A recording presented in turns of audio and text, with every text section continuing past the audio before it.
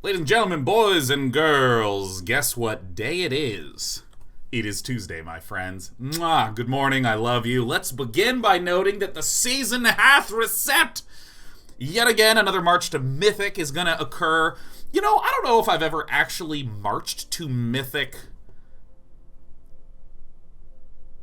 with any regularity other than, I don't know, I guess I'll not do a shitty deck today. I play so much Magic that if I'm actually playing reasonable win rate decks and focusing reasonably, even maybe 10-15% of the time, thanks to breakpoints, you can't fall below. You can't fall below ranks.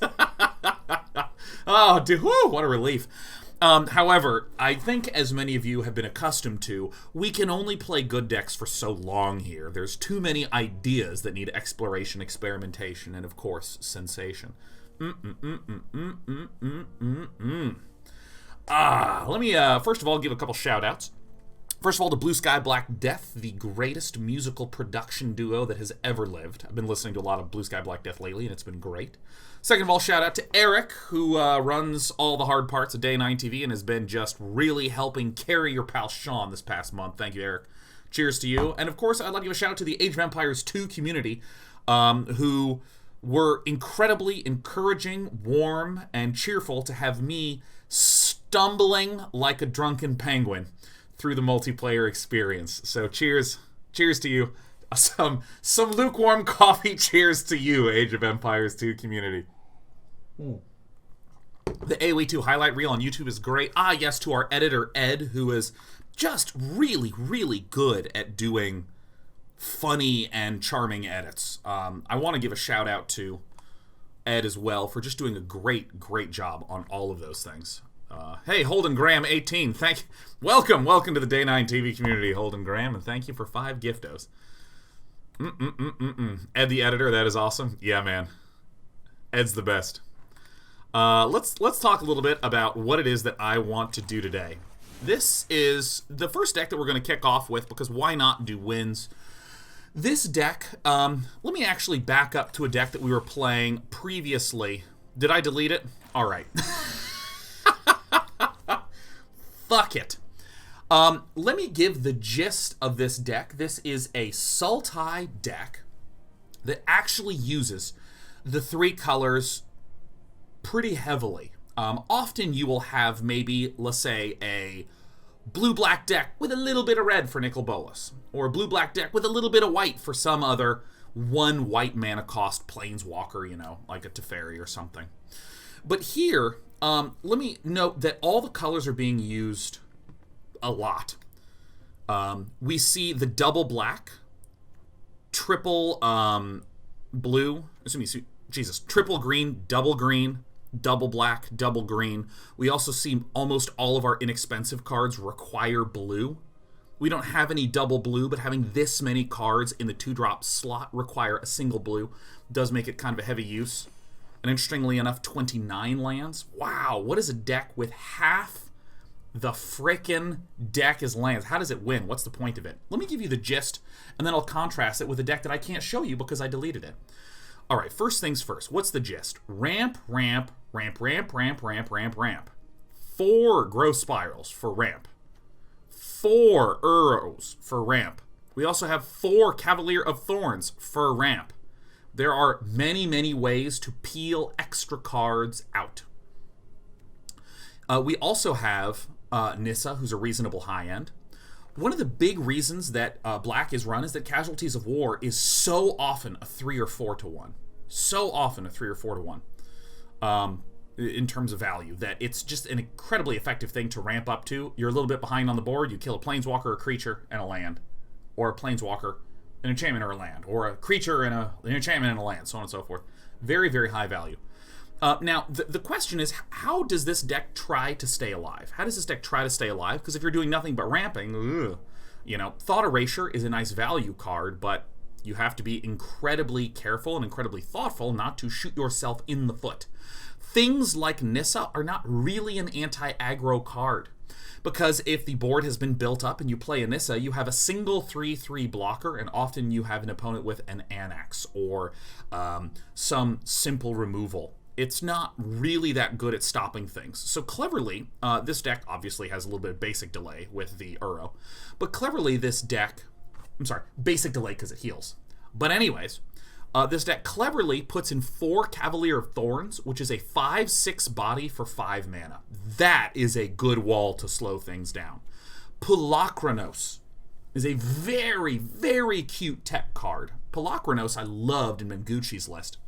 But Polukranos also is really trying to focus on being a weird threat and a weird wall. A weird threat against the control-y decks because it is a 4-mana 6/6 that can come out on turn 3 thanks to Growth Spiral. Even if it comes out on turn 4, a turn 4 6/6 is scary. Just ask Nullhide Ferox. So, Polukranos is an incredibly potent threat that also gets around a lot of the troubles of having, you know, removal like Lava Coil, picking it off and stuff like that.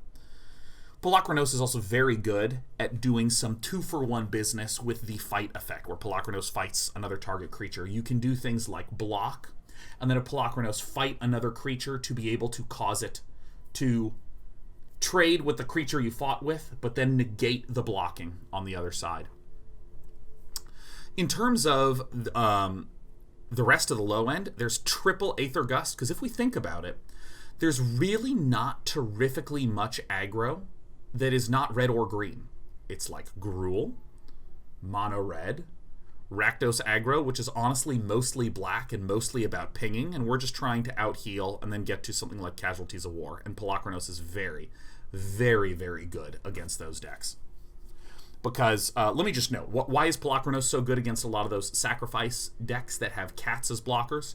Well, if you swing with something like Uro, Titan of Nature's Wrath, you get blocked by a cat, they sack the cat, and then you don't deal any damage. If you have Polukranos down, the cat, you just fight the cat. And yes, it can sack and go to the graveyard, but if it comes back before it is declared as a blocker, you can fight it again to get it out of the way. It's a really weird, like, Polukranos is such a weird, cool card to fit in here. In terms of the sideboarding plan, we have some obvious cuts to just toss out, you know, against aggro. Casualties of War is pretty obvious cut. Thought Erasure, pretty obvious cut. We have Disfigures, Aether Gusts, Cry the Carnarium, Ritual of Soot, some very strong anti-aggro tools.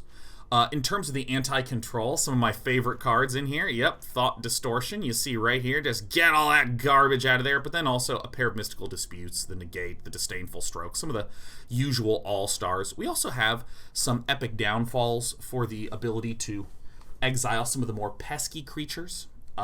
This is very good at getting rid of Titans. This is very good against mono-red, exiling Anax instead of killing, exiling this. I have no idea who created this deck. Oh yeah, Vraska is another really interesting, very situational tech card in this particular circumstance. Given that we're actually focusing on ramping a hell of a lot more than we are on just kind of value. But, you know, if we're against some Planeswalkers, it could be nice to have Vraska just chew through one right away. So we're going to run this to kick things off. I had a lot to say about that deck because it is traditional standard ranked. I call it a Rampbeater because you're trying to kill with creatures. Oh, we lost audio. No. Mephew7 gifted 5. Hey, Mephew. Thank you so much. Mephew, my friend. There has been a great deal of generosity of people gifting subs and using Twitch Prime subs here. And in order, let me thank all those who have been giving gifties. I full well acknowledge, and I will say this a lot because I actually have been getting a lot of messages about this. There are those that feel a sense of guilt for canceling a subscription. There are those who feel a sense of guilt for canceling a subscription, which is, you know, understandable. You know, a lot of people who subscribe to this channel are not just people who sub and lurk. They sub and they show up and they chat and interact regularly here, you know. But there is a pandemic. A lot of people are out of work and out of jobs. That was the incorrect card to do, and we're very grateful for that. Because of that, I know money is going to be tight for a lot of people, maybe increasingly so, in the coming period of time. So feel no guilt about that. By the same token, me if you see heaven. I do not want to lose this.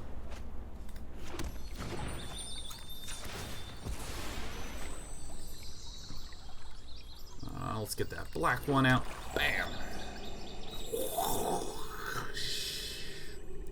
And so for those of you that I know there are many people working from home who are programmers who are perhaps not as affected to, I just want to do this right now. Duress and a Thought Erasure. What a bastard.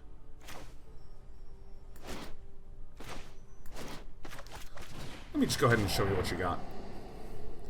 Yeah, I know that there are a good amount of people that have been unaffected by this, that are working from home, who've been really generous about gifting, not just to me, but to other creators, and that's very kind of you. Very kind of you. The hell do I want to get rid of? Narset Parter Tarts.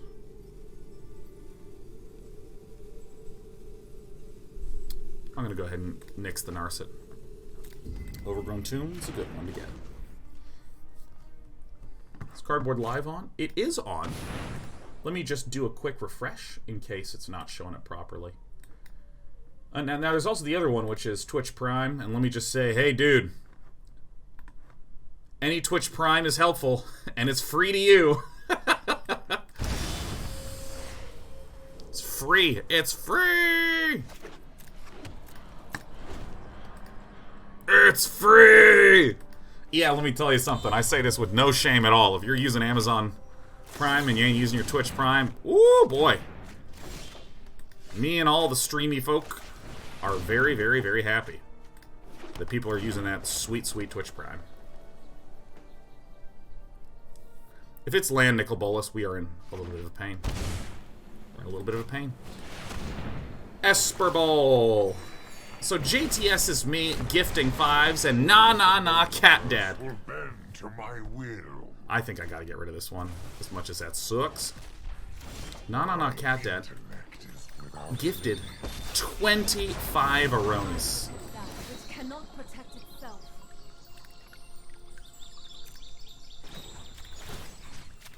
This one. Thank you for the 25. Nah cat dad. But a drop of power.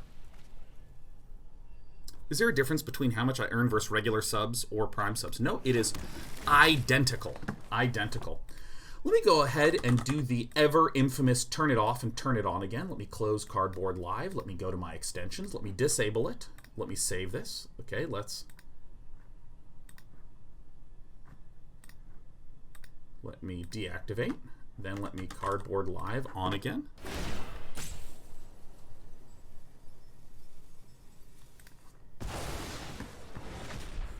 Cardboard Live is on. Let me set as overlay 1. It's activated. All right, give it a shot now, and let me know if it's a work. Oh, that's not what we want to hit. Spotted you eons ago. Oh. All right, I'm gonna go ahead and concede and go on to the next game. Any better news from Comcast? No. Comcast just told me that it was not going to work, and that's all there was to it.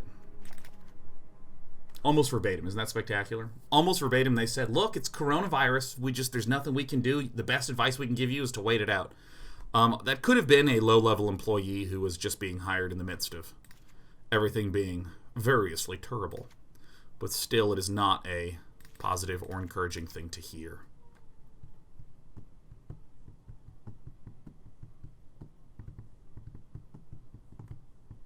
Drunk Terrence has really got you on Twitter. I mean, I knew what you were referencing, but I was still too angry. I don't think there's going to be any creatures. I think I want to cut one of these probably. Probably. Everything else gives 2-for-1 value. This is just a threat in and of itself, and I still think it's good.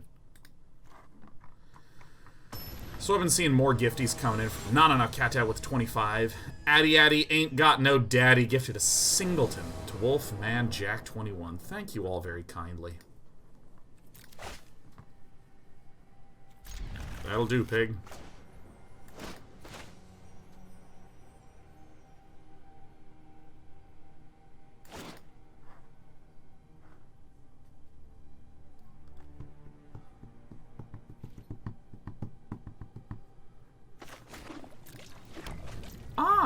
Lassic Gur, I would encourage you to go to the Twitch support Twitter or to the I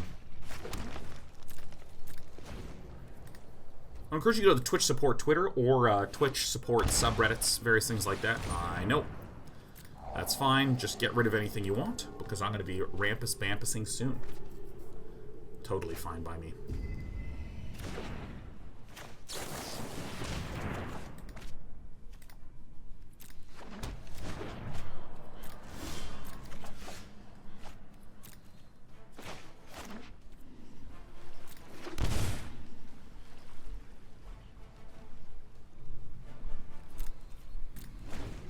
Whatever. We're going to ramp really hard. So, a little bit about our opponent's deck. It's very clearly an Esper shell, but it appears to use a couple. Nice. Let's see what this is first.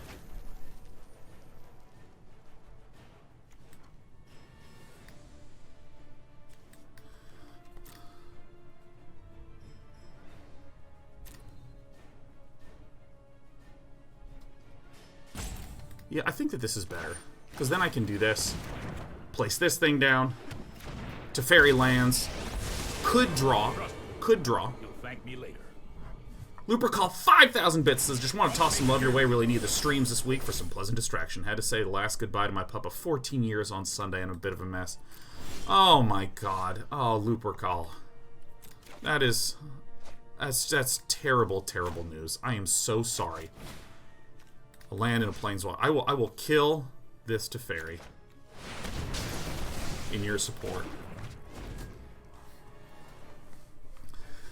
Yeah, well, our little kitten was looking a little under the weather, and it just, like, absolutely freaked me right the hell out. And she's doing better now. And, I mean, just even something like that was stressful. By the way, we don't really mind to descend down to 0 cards. That's more or less expected.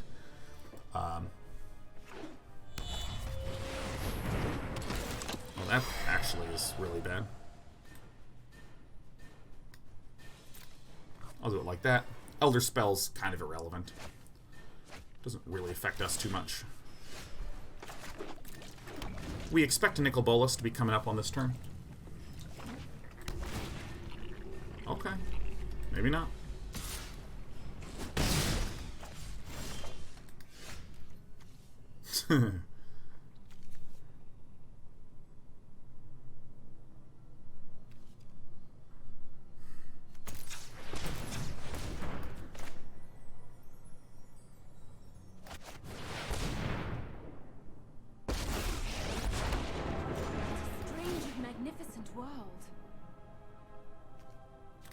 I'll undo this one. I already have the mana to cast the Negate I want, and generally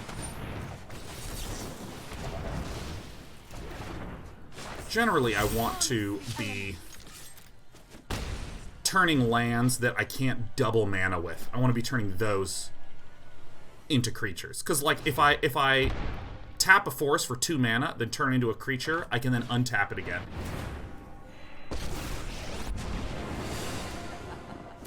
My army will envelop. Good help is easy to find in war. This is actually terrible news for us. Behold, nature's true power. Block and chump. I think this is what I have to do.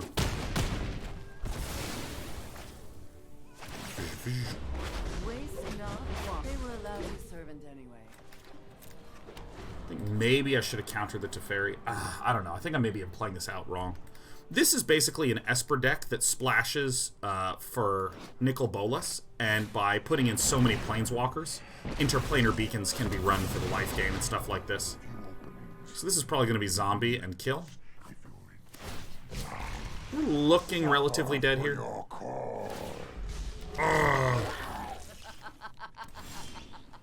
Rise.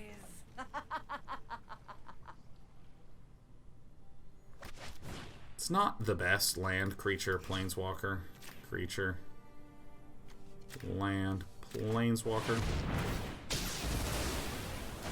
Not the best, but it's okay. This matchup is a very, very odd matchup, and by this matchup I mean an Esper deck that focuses a lot on discards, because typically what winds up happening is nothing for a long time. Like, you descend down to 0 cards, and then I get something like a single Hydroid Krasis, and immediately start to gain some momentum. Or a single Casualties of War. Enchantment land. This land. And then I start getting some value. I mean, I have a lot of high-value cards in the deck.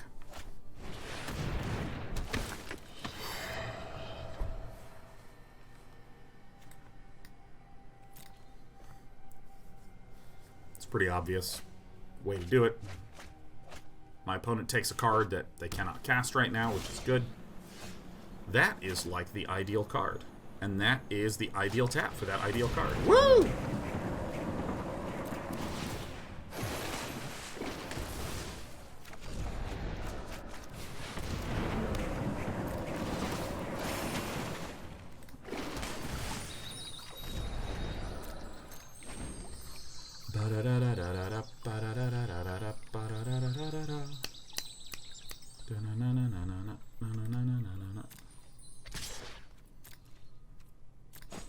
Ow!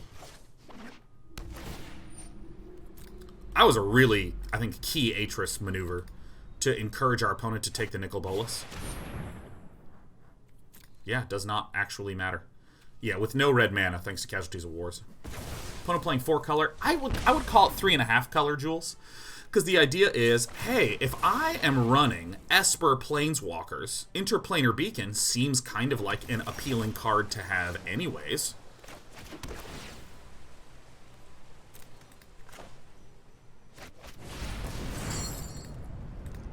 And if I'm running Interplanar Beacon, maybe that can open us up to some more goodies.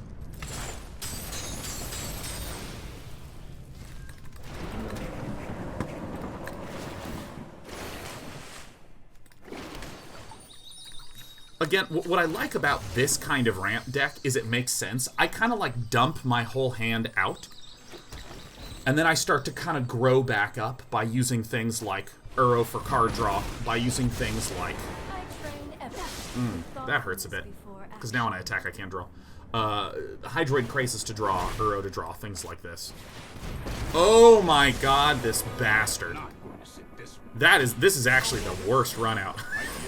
Fuck. No! No! I really hate that this game cuts out the audio.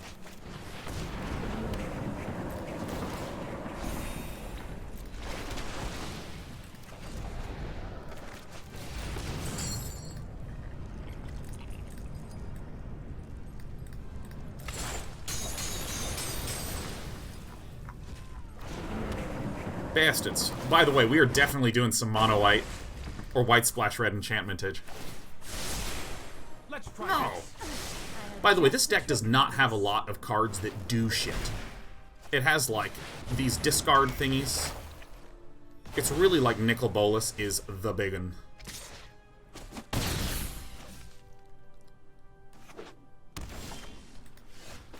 So we're going to see what we get, and then we'll probably just concede and move on with our life. It's not the biggest deal. Let's go ahead and get on out of there. This deck is really cool. I think it's super sweet the way the Planeswalkers sort of align to allow for an interplanar beacon kind of thing going on. And one thing I'll stress to any of you that play against that sort of deck is you'll notice my cheerful optimism with no cards in hand. I've played a lot of that sort of Super Friends Esper style deck. you really don't have a lot of cards that do things that are offensive. You have like Narcissus that deny draw, Teferi's that deny counters. You have a little bit of cute card draw with Atris. Atris is actually like one of the biggest threats there is, you know, and I'm like healing 3, and I'm like, yeah, no, basically seems fine. I'm going to hold on to this because I am feeling reckless. Oh shit, those are the colors you don't want to see, huh? Alright, it's time to ramp up to Casualties of War. That's actually kind of what we need. But yeah, so there are so many things that are denial, denial, denial, denial. And our deck is a lot of do something active and draw a card. You know, like, hey, I did this active thing of putting a land... Well, active, I'm using very liberally here, but...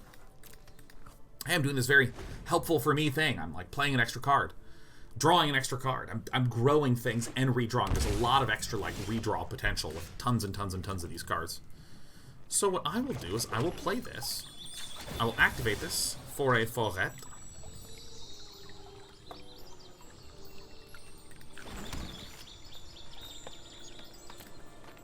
I want to be able to grow Spiral so I can casualties next turn. And often the way in which I'm able to win the game is just by ramping until I get an Uro, until I get a Hydroid Krasis, until I get a Nissa. You know, a lot of these kinds of tools are very, very potent.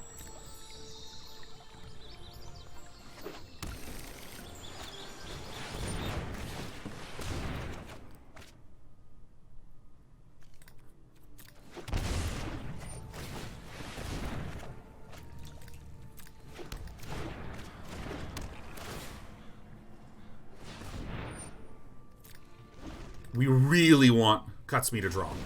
Like, really, really, very, very.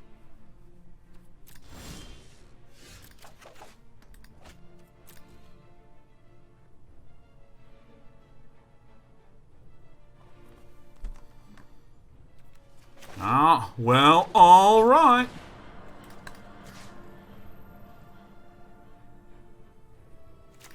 Target the red lands first.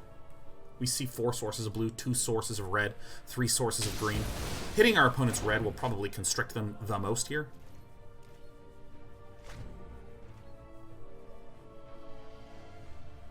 But yeah, I mean, we have so many cards that let us draw more, that present themselves as threats in and of themselves, that I'm definitely going to do the Cavalier and keep up Aether Gust, man. That's a very nice, very, very nice run out. Let's get the... I guess the Temple. Oh, I forgot to mention, one of the reasons that this deck is kind of exciting to me, compared to the Andrea Mengucci list, is that this one runs Cavalier of Thorns, which is a way to quickly activate an Uro. It fills the board with 5, and then you can use those to chew up Uro. A very clean win. Very clean win. So what do we not want in here? Polukranos seems a little bit low value here. Doesn't seem like the most excellent thing. I mean, I'd actually even say the Cavalier of Thorns might not be particularly useful to us. All the counters, the Mystical Disputes to get the blue spells, Negates to get big spells, and the big enchantments, the same thing with Disdainful Stroke. These all seem very nice. Thought Distortion does also seem very nice to just pick off all the very, very scary things in the hand, and it also cannot be countered, which is disgusting. And Aether Gust to just deal with more green obnoxiousness. Cry, Cavalier. Yeah, no, this is a very nice sideboarding plan. Very, very nice sideboarding plan. I'm going to quickly get in some of these. Yeah, and I want to note one of the lessons that if there's one lesson I want to just beat you in the head with in a loving fashion. Finding out what to cut is almost always the difficult part. That is the challenge of sideboarding, not what goes in. The challenge is, what do you cut? And I think that the Polukranos is a really good example. This is a card that does not have a lot of fight targets. It's a 6/6 for 4, neat, but, you know, I gotta cut something good, right? I gotta cut something. And Cavalier of Thorns, again, it kind of lets me ramp, but it also is a little expensive and doesn't really redraw, like that sort of thing. So these guys don't really let us draw or deny. These are just threats in and of themselves, and I kind of want to deny. That feels like my plan. And I wasn't 100% sure on this. But I cut them first, And then I put in all the obvious shit. Thought Distortion, Mystical Disputes, Aether Gust, Disdainful Stroke, Negate. And when I look at this, I'm like, oh my god, yeah, wow, it feels really great. Does this not take out the core of the deck? I'm surprised you're calling it the core of the deck. Really, the core of this deck is Growth Spirals and Uros. Those are the juicies. I think I remove this one because I have an Uro. So I smash this for blue. I think that's right.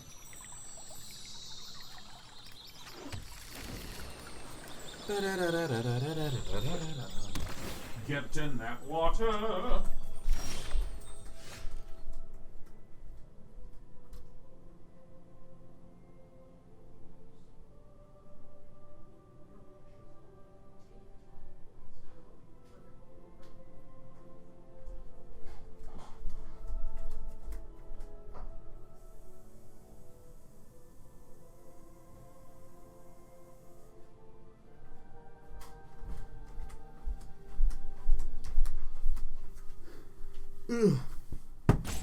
Ah, yes, perfect.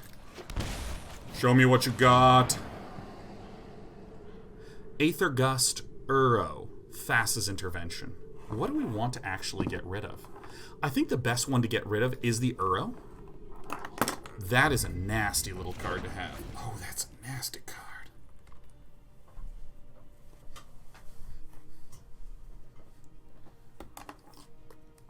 See, Drabbit says, having a rough time here in Northern Ohio. Our furnace became a dead furnace last night. It has been difficult at best trying to have it repaired. Thanks for being my happy place. Oh, God. Yeah, I mean, there's just so many basic things that people have been having the real struggle with.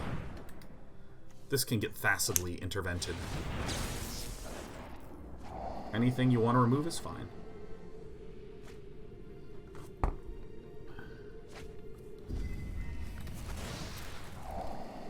I think actually 'tis an error.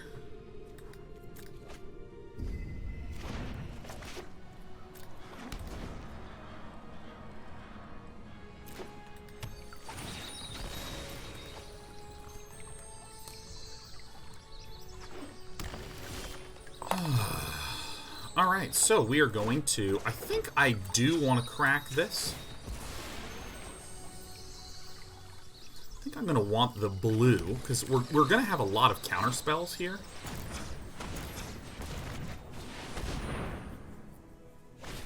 This is going to get Aether Gusted, which is fine. I want to be finding the blue to make sure we have enough for our counter spells long term.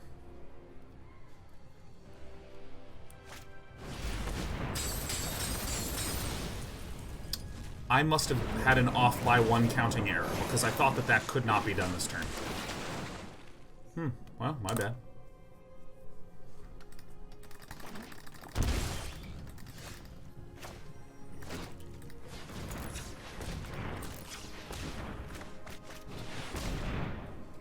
Show me what I got.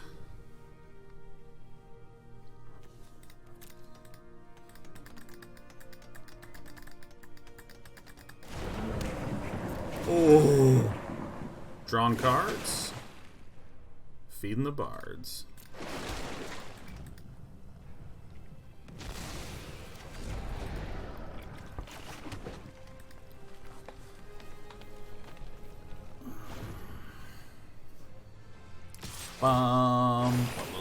Drawing cards is really good. Hero is a good card. Although Kroxa is still my favorite card in Standard. Still.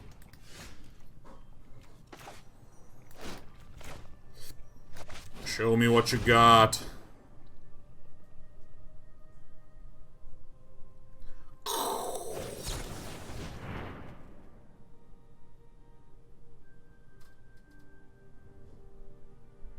I'm actually going to auto-pay this, man. Continue to show me what you got. I think getting card advantage does matter here.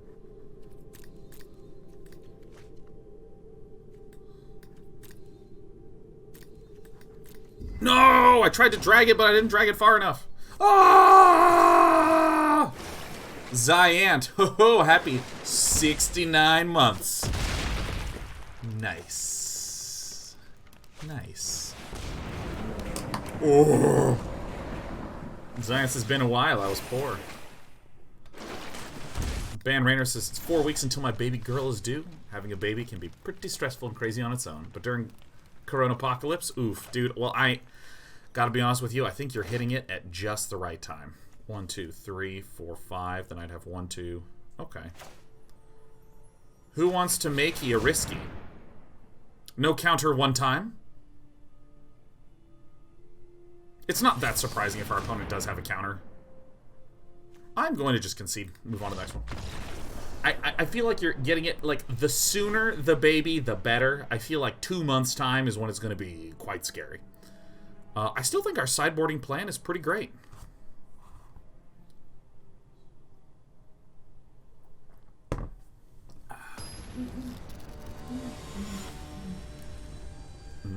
I think maybe I should have sent the Aether Gust to discard instead of Thassa's, because...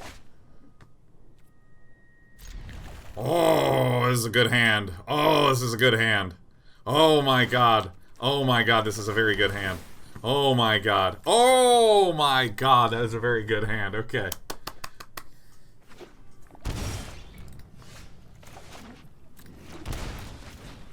Counter away, my friendo. I mean, this is getting rid of the card I'd want to get rid of anyways.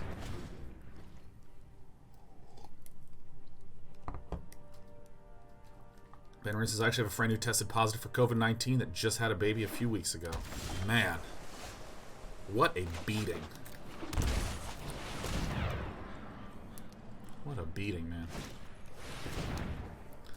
Sawman says, my third kid is due May 30th. Thanks for the additional stress. Oh, God.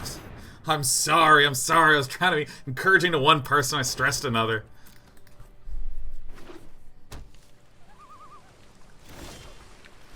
Alright, so... one more time. That's good to see. Pseudopanis says, what's the logic behind running Thought Erasure over Agonizing Remorse? Yeah, it's the fact that I get to get rid of any card, and I get a Surveil. So it increases the amount of things that can be in the bin. Oh, that hurts rather badly. That hurts rather badly.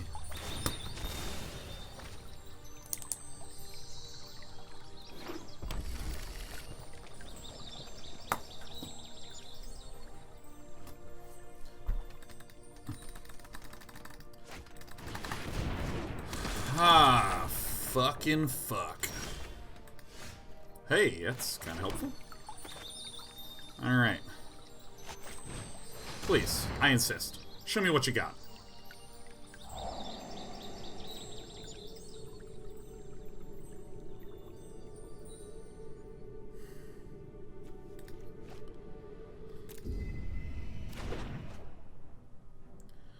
Oh my god. Alright, well, whatever. We shall see what doth happen.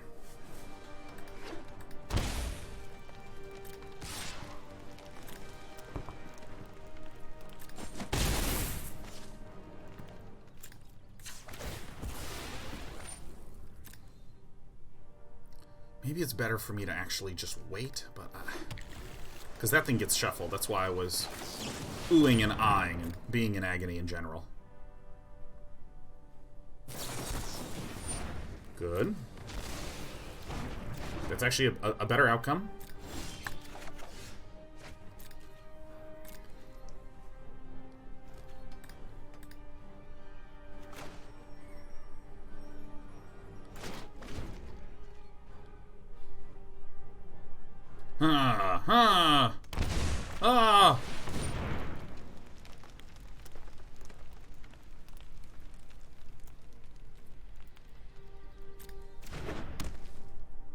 Not the best outcome.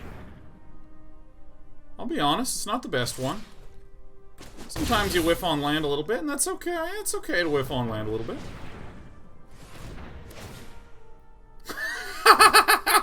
Perfect. Not perfect.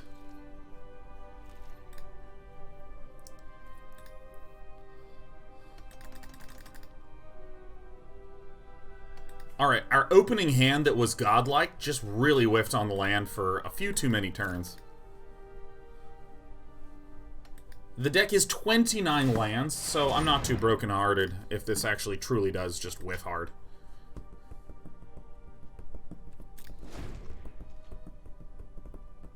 Yeah, we got 29. 29. So, you know, when this happens, you just have to go, yeah, no, that's just very, very uncommon.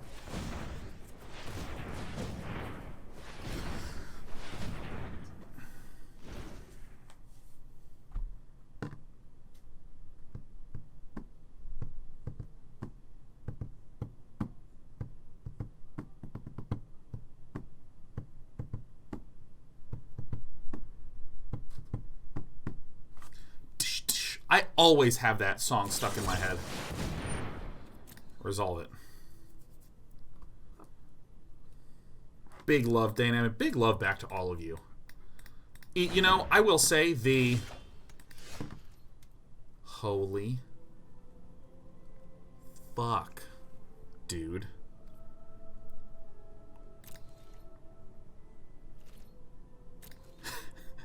Where's my land?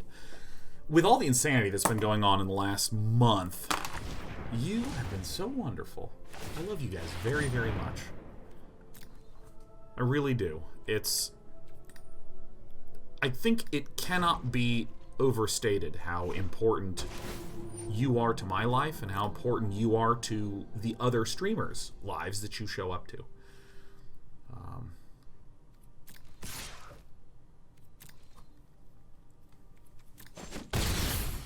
Really, I mean, I've been dealing with the same sort of insanity that y'all been dealing with. And this is our little reprieve, you know.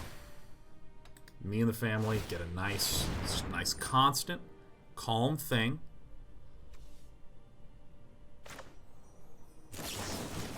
Get the fuck out of business, baby. Ooh.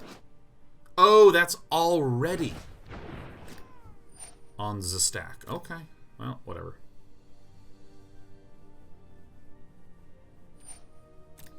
You're the only one, Day 9. Heart's right back to you. Good old no. Starfrog. Oh my god, it took me a moment to parse. Woohoo! Alright, dude, let's just whiff on land again. Half the deck is land. I want to just state, half the deck is land. Okay, you know what? I can't lose stars at this rank. That's actually totally fine.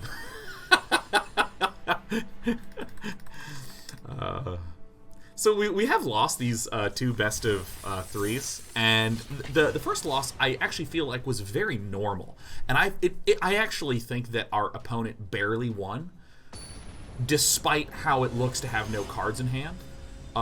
In other words, I was feeling really confident against that Esper discard sort of control-y deck because we really just need one or two of our key cards, and we just surge into a really strong and effective position. So I really wasn't too torn up about that. And then in this last game, straightforward win from our opponent on game 2, straightforward win from us in game 1, and then 0 land for us in the final match. With literally 29 lands. When I say half the deck is lands, I am being a little unkind, a little bit untrue, but I'm more or less totally spot on. And what I would state is, I think that one of the historically hardest things for a human brain to intuitively process is how randomness works. I think it is all too easy to go, ugh, the shuffler's dumb and broken. And then to just point to this game as an example, when really what I would say is, looking at that, I go, hey, the probability of that happening is really, really low. That's good news. My responsibility. Because if you essentially view each draw as a coin flip, you know, take a coin out right now, flip it, try to get heads a bunch of times in a row. It's hard to do. Because when people hear things like 95% chance, it sounds like it is absolute lock guarantee. Absolute lock guarantee, 95%. But if you roll a d20, the probability of each of those numbers showing up is 1 in 20.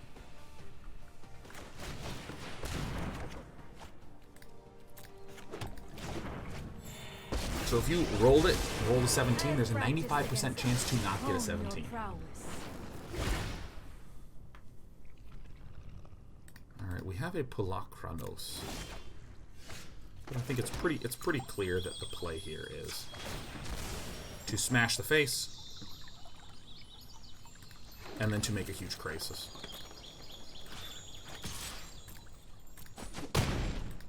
We did not make one pre-combat because we could not have tapped it successfully for land.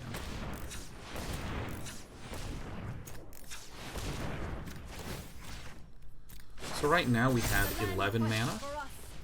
So 9 and 3 is 12, and 1 is 13. 13 minus 2 is 11.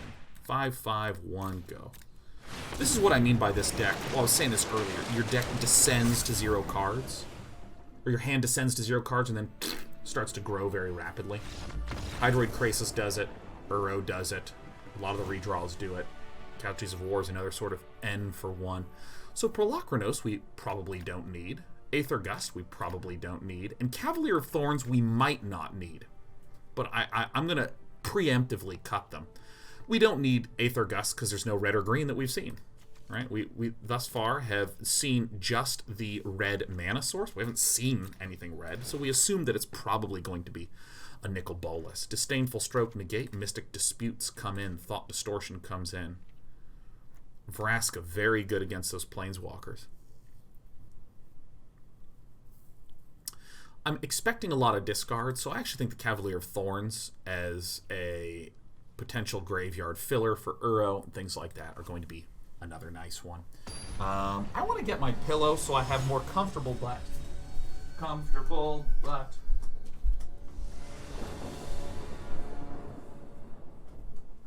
Dude, I swear to you, I have never sat so much in my entire life. Alright, my little multi-shades of gray pillow. I have never sat so much in my life as in quarantine. Oh my god. Oh my god. Alright, so we're going to do the Temple of Malady first. Growth Spiral into the Temple of... okay, I think 3 arrows is enough. Sorry, Temple of Mystery into the Temple of Malady.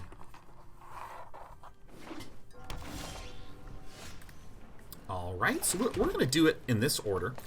We're going to chill. And if our opponent plays a Planeswalker, we will just negate this. Not do the Growth Spiral. That's a very good one to get rid of. Narset does choke us out of a lot of draws. And so now we can shock in one of the black lands and play an Uro, and we've just delayed the turn of playing the Temple of Malady by 1. No more lands are really needed. That's a very good one. That's a very, very good one. Call me Cyrus, are you doing any home workouts or anything of that nature, or taking a chill? I mean, I do some very athletic hallway walks. No, that's not the one that you want to do, dude.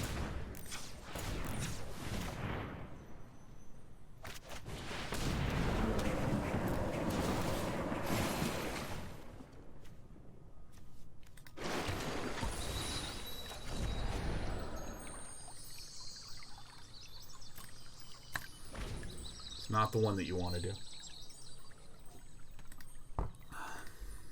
Have you looked into a seat cushion? Yeah, I might. The big thing that I'm getting issues with is my legs. I've been going on walks in my halls.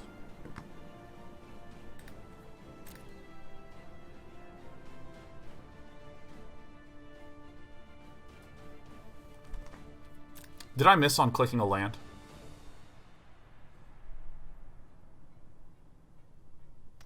Yeah. I may have been fully focused on talking about my butt. That may have been the issue. I was talking about my butt. And you know that happens sometimes. It's a hard thing to deal with. The butt, that is.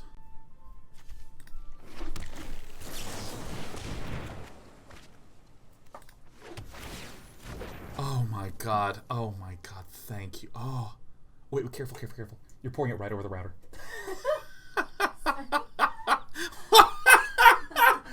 Alright. My my excellent sweet girl kindly offered to bring me some coffee and started to pour the coffee into this mug from a full hot coffee pot precisely over the modem. It's like, no, not my only contact with the world. Oh, my goodness. Wow, it sure did get stressful in here. Wrong one.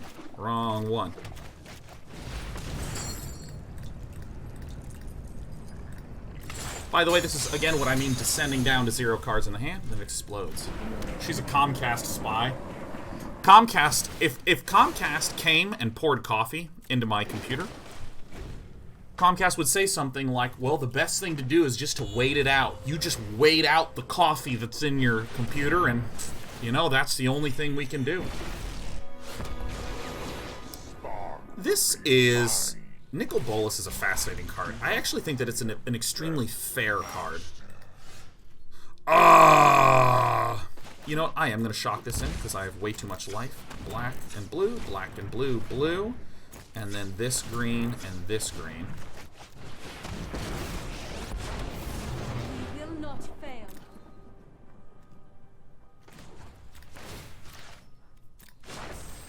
Rise, my elemental friend. And let me see if I do this right. So if I do this... So this looks at the top 5 cards. Oh, do you have to put a land out there? Okay, well that's okay.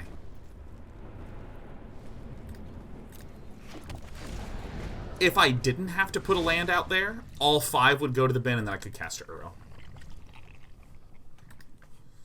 I don't know. Are you sure that you... that's weird. Well, Sean, I think we're going to need to send a tech out. Your records should show that you just sent a tech out 2 days ago. Okay, I'd be happy to help you with that. I feel like Liliana. See how good the Thought Erasure Surveil opportunity is there? Now I can Uro more comfortably.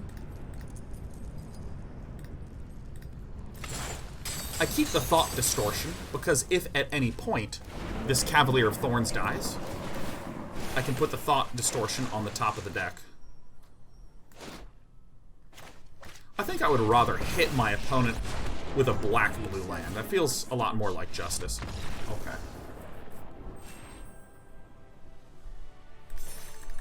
Full of Triaxes and surprise there's not a day-night out there that works for Comcast that can save you. There very well could be. Yeah, no, and a big problem in America is that it's a monopoly. I believe that there literally is an alternative service in this building. I called and inquired about that alternative service, and they had, I think, like 25 down, 2 up. And just literally insufficient throughput, so. You know, it's alright. It's alright.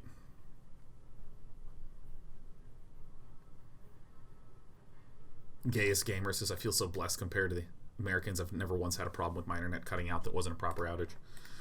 You know, it's like, I actually will give full understanding and full credit to ISPs just sometimes having outage issues and sometimes having, like, signal issues. I'm going to put back our most expensive card here.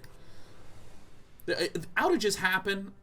Sometimes there are storms that knock down infrastructure. You know, I mean, I'm from Kansas, which is one of the stormiest places in the world. And so I'm just used to stuff just going out. Like, you know, in Kansas, we would lose power a couple times a year. And I mean, I was not living in any sort of boonies. I was in, like, proper suburb of Kansas City. And it's just like, yeah, no, it totally goes out.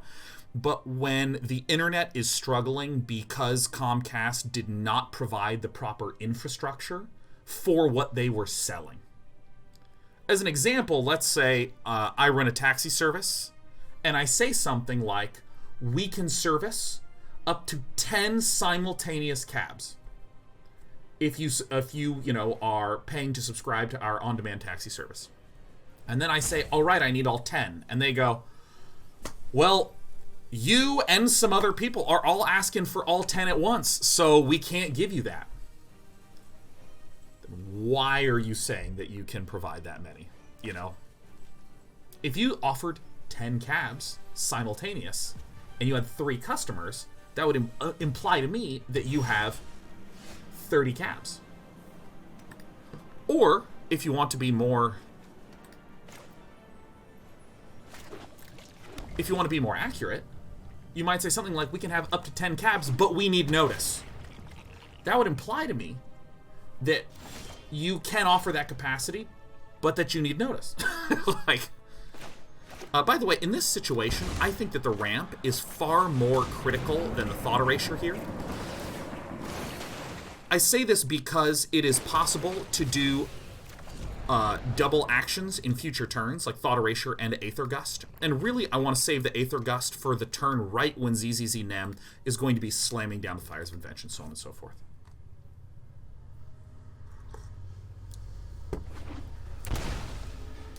That guy says it's called statistical multiplexing. It's an accepted practice in every industry where space utilization is important.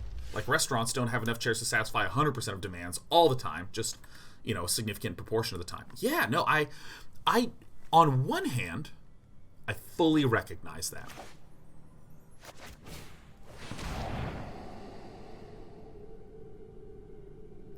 That's a scary one, huh?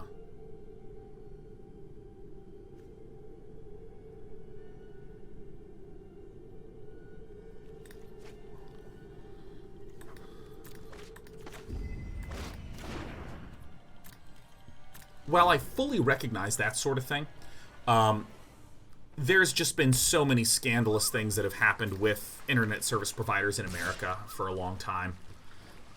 You know, like, it's less that I have an issue with a general practice, and more that I have the issue with specifically what is going on in this circumstance, you know what I mean? So how do we want to do this? I think this and this. I mean, Cavalier of Thorns is amazing at blocking these guys, so I feel pretty comfortable. Nice. That's really nice. That's really nice. That's really nice.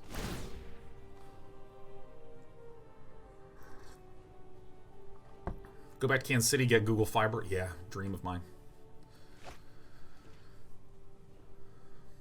How much are you paying versus how much are you getting? I pay for 1 gig down, 35 up. I have been getting between... Decline. I've been getting between 200 and 400 download, and around 6 to 8 up, which is why I have stilted my upload speed thus far.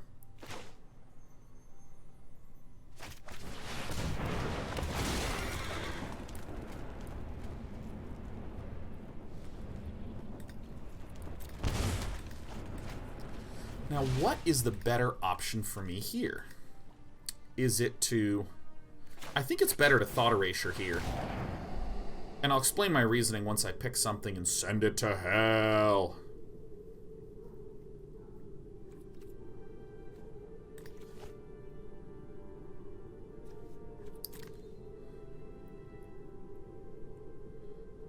I actually do want that. My reasoning here is that if the Cavalier can be, if I try to target this with an Aether Gust,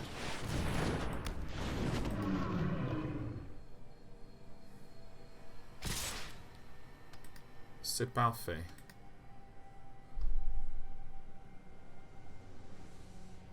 If I try to target it with an Aether Gust, I'd go to 3 anyways, which is a bit of a pickle.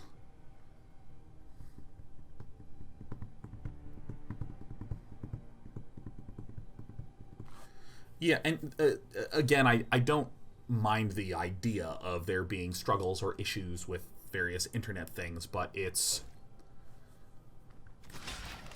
frustrating when it appears that the reason it has happened, and also historically this is still true, the reason this sort of thing happens is because ISPs will be overselling.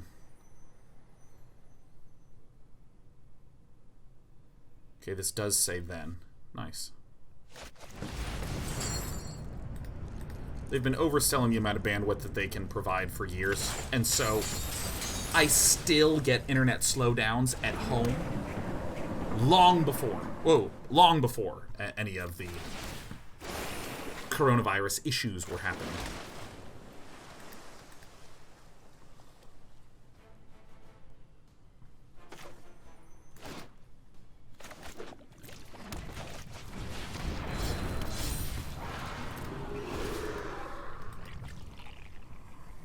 How can I gift you internet speed? No, Cat Dad, if you could, I would demand it. Like a full-on douche. Wait, did we just get... Was there just a... Oh my god, wait, what? Gifted 10. Oh, wait, what? Wait, what? Thanks, wait, what? Much appreciated. Wait, what, my friendo?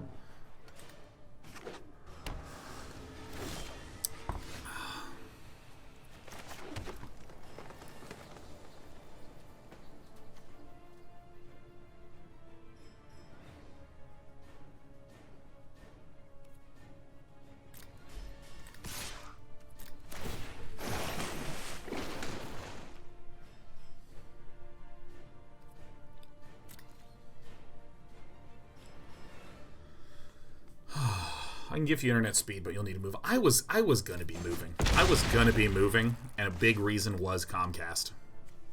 Like, literally trying to hunt for an alternative place for my home to be.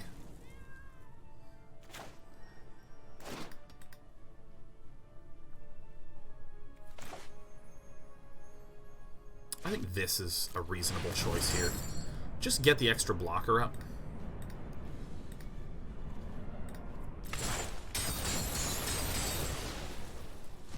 Anyways.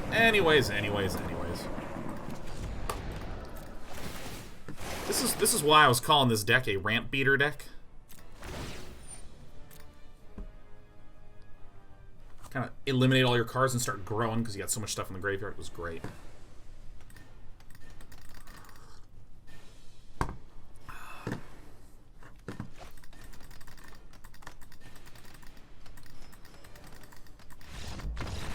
I won a video game. That was a really interesting match. I really enjoyed that one.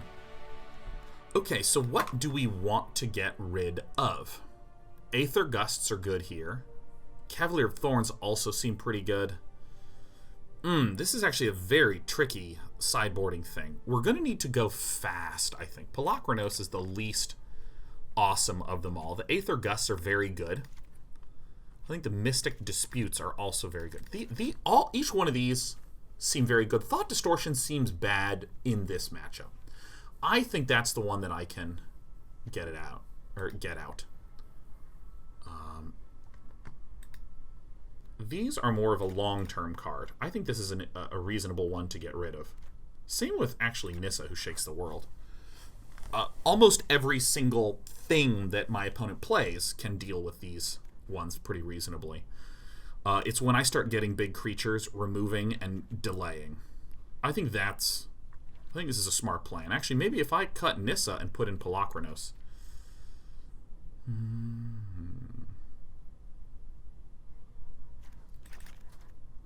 I actually think this is a cute and correct play. I think this is correct. Because my essential statement is, hey, I can eliminate your enchantments. The Jeskai Fires deck, which is probably the best, or like my best top tier deck, it's the one that I am most comfortable playing. You really don't have a lot of turns with this deck. You try to get the Fires of Invention down, and then murder someone on turn 5 or 6, like that. So if I am able to counter, deny, remove the Fires of Invention entirely, what am I left with? I'm left with like a big creature a turn. And so I would need to ask the question, is probably this? So I would need to ask myself the question, is Nissa good at dealing with a big creature a turn? I don't think so, because we would just like play the creature and then do nothing, and play the creature and do nothing, and play the creature and do nothing. So a Hydroid Krasis functions very well when there's a lot of land out. Polukranos functions well when there's 4 land out. Same with Cavalier of Thorns. Functions well with 5 land out. You just play it and you're fine and you're done. So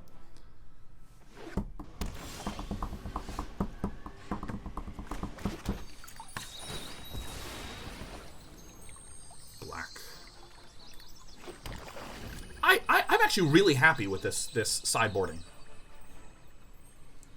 Nice. God bless you, I'm a cutie pie. Says, love you, dude. COVID is hitting me hard, so I enjoy watching you. I think it's... Well, it depends largely on what you mean by that. What I hope is not the disease itself. You love to get rid of it. You love to get rid of it.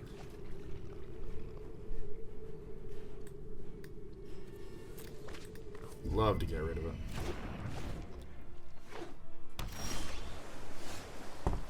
Oh yeah. Oh yeah.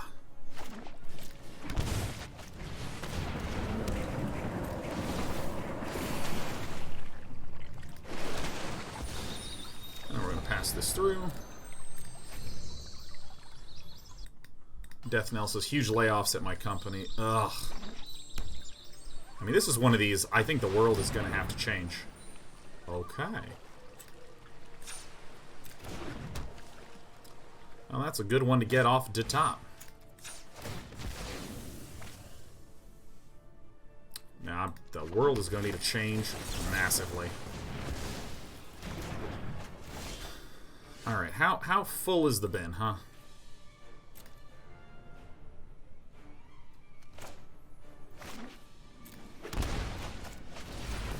I did, in fact, count everything correctly.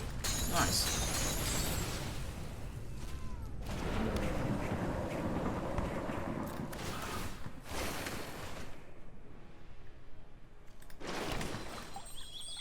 I am going to crack this double black, double green. We're a little low on green, so I'm going to go ahead and get this guy out.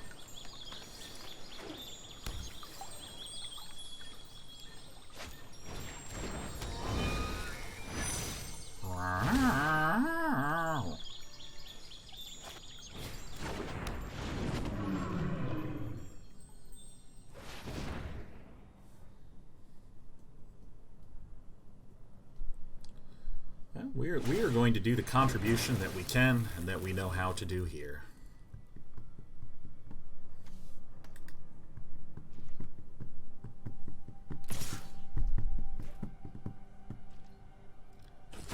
Ouch.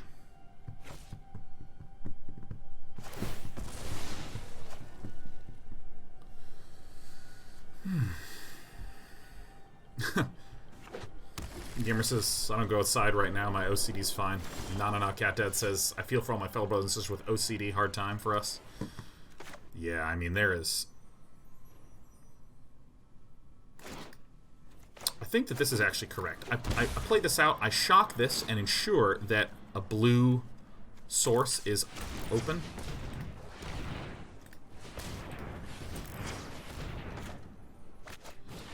So when I destroy an enchantment, land, and creature, when I target a creature, target this, and then target this land.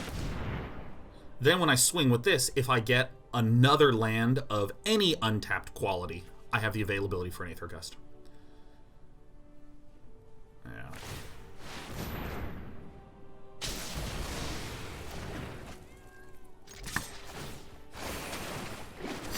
Oh, fuck! We're gonna absolutely destroy our opponent. I love Casualties of War. I think that there is just a timminess deep inside of me that just makes me fundamentally pleased. Bigness.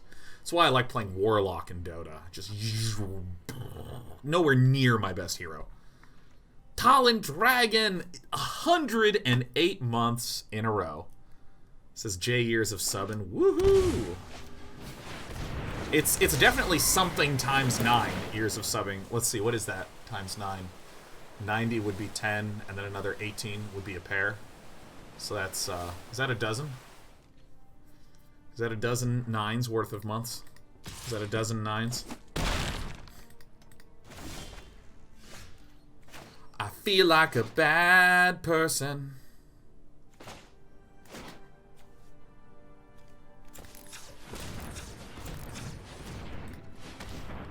Oops.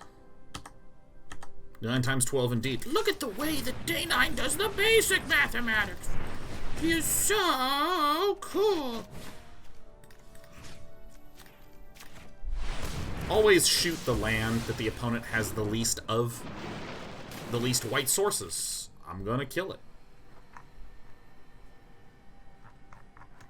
Actually, this is a great question. Yeah, let's get some of the more positive, cheery aspects discussed. Dr. Ron says, is anyone else rediscovering hobbies during the at-home times? I'm getting back into my art after a pretty long hiatus. Oh yeah, I'm getting back into reading every evening. Right on schedule.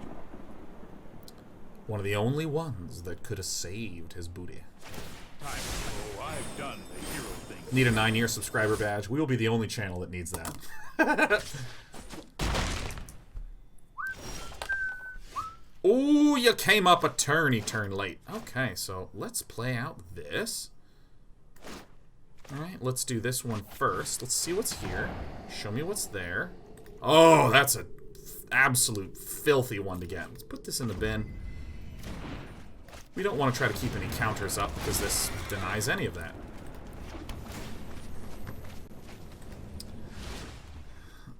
Don't need another one of these. I'm excited to start doing some more programming. I was finding my brain was just roasted in these last few weeks. Because it has taken... First of all, there's been a massive spike increase in work nonsense. And by nonsense, I mean, Sean, the thing that we were wanting to do, we have to completely reconfigure to get right back to where we were in the first place again. Put on the top.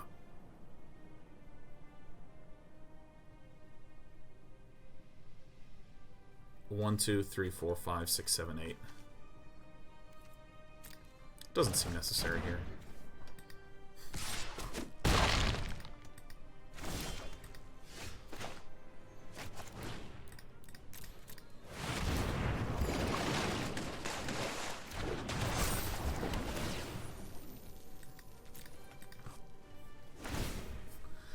So now I can kill this one. Her. Let's see one on the bottom, huh?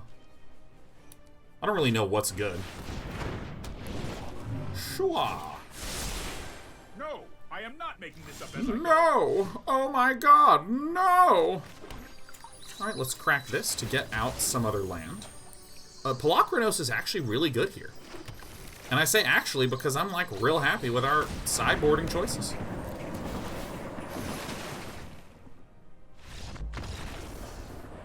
Okay.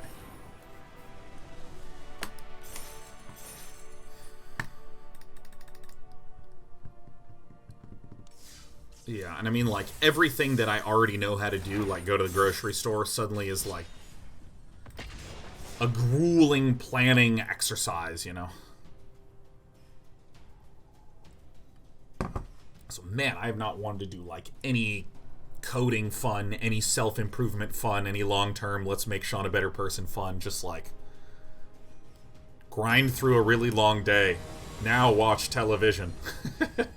But I'm really excited to get back into programming something. I don't know what, but man, playing Factorio definitely tickles that programmery muscle, man, let me tell you. Those are some of the most fun streams I've had outside of just playing of... Yeah, it seems good enough. Outside of, like, you know, regular playing of Magics. Hey, Gravity Groove, you doing the same thing as me?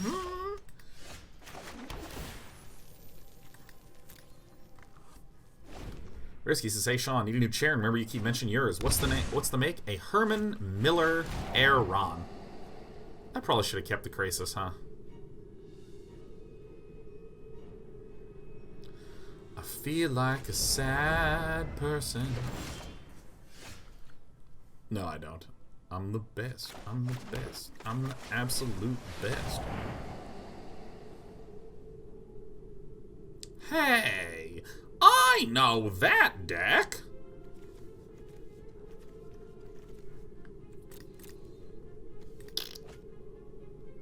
Nice. Super nice. Very good. Very, very good. Yeah, what are other projects people have been getting interested in giving a go, giving a shot?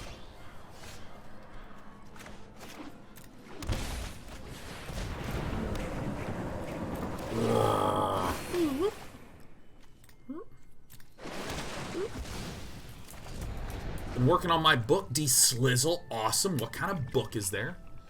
No announcement on the gauntlet yet. No announcement yet. Flyer's been working on a setting for tabletops. Do you have any photos, Flyer?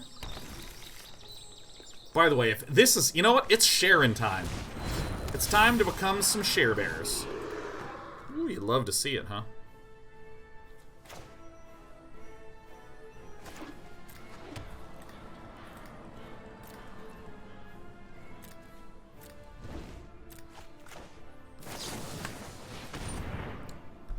Yes, Sharon time. If any of you know someone named Sharon, please place photos in chat. No, sharing some interesting notes, comments, a map that you've been working alongside with the tabletop, and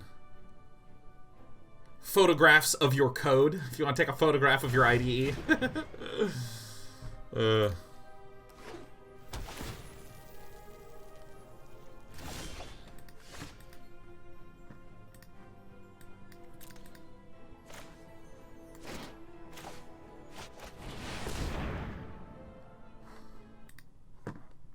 Woo, Flyer, that's a sexy little man.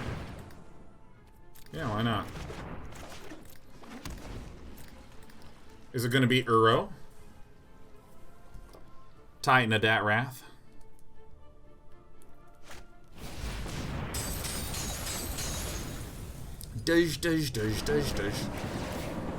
Chunky Spaceman says, I am selling my house and moving into an RV named Marv.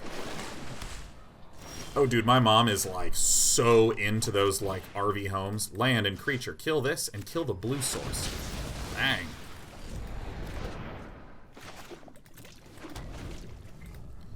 It is an absolute beta.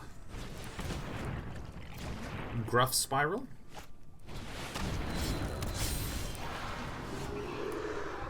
Speckled Spackle guy. Okay, well, I guess we're gonna do this.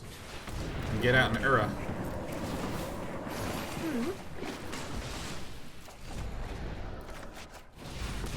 One, two, three, four, five.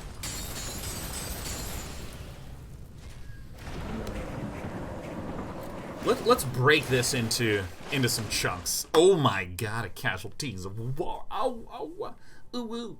Let's break this into categories, okay? Who has been doing some writing? Who's been doing some writing, whether it be for a book or a campaign or some poetry or maybe writing a paper? Talk to me about that. That's awesome. By the way, we're planning on doing another We're All at Home, a quarantine DK30 coming up in the next few weeks. As in the start will be in the next few weeks. Been writing code. Does that count? No, it doesn't. It doesn't, because we're going to do a coding section coming up soon. Tell me about it. Tell me about it. Oh. Awkward Turtle says, I've been keeping a journal. Camrosi's been writing a campaign. Let's see. Pudsey says, I'm writing a thesis about the Guantanamo War Courts. That's a fascinating topic. Wow. There's so much interesting historical or even just like I don't know what the term is when you are writing about a current event from an analytical point of view. It's like not journalism where you're trying to like report facts, but like actually doing what like historiography does for presentation. I don't know what the term is for that is. Dirk Songers has been trying to get myself to continue a book about designing in future technology paradigm environments. Oh, man, that is fascinating. Questionable Sausage says, I've started the second draft of my sci-fi novel after a 5-year first draft. My excitement is building because I can see so much improvement in my current writing. Practice makes perfect, but so does mindset, writing environment, and allowing yourself to craft good work. Yeah, I am ceaselessly fascinated with the process that authors go through in order to produce stories, because it feels very similar to a lot of stuff, a lot of the work around streaming or even like game design and stuff like that. Oh.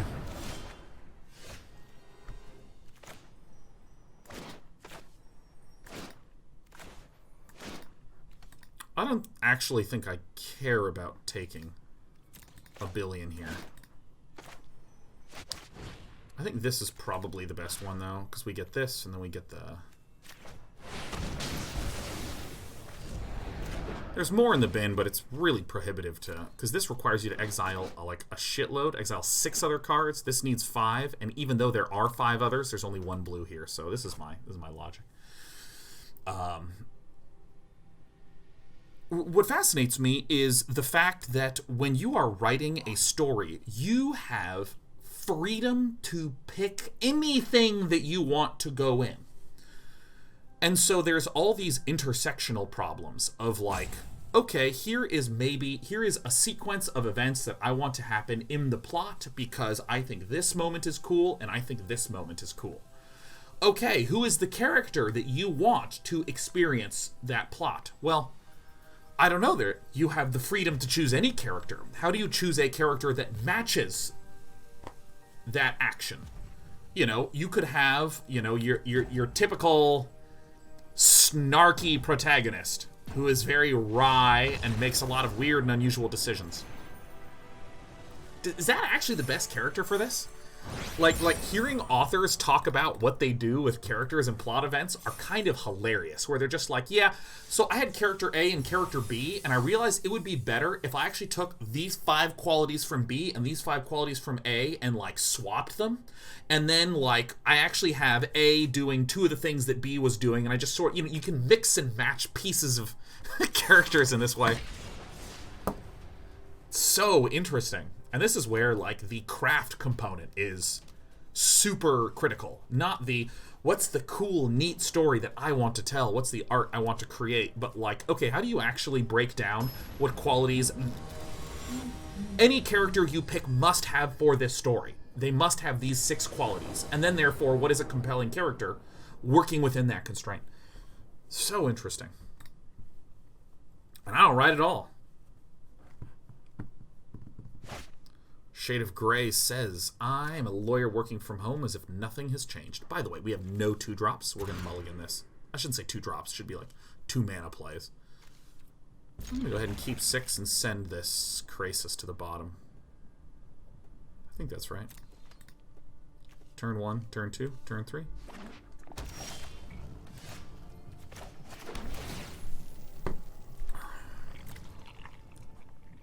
Shades of Grey says, I'm a lawyer working from home as if nothing has changed, but been practicing guitar, violin, and learning Go and chess. Ooh, I do love Go. Yes, yes, I do. Alright, we're against Naters. I'm going to pay this because I think Aether Gust, using it early and often against Amir, is pretty good.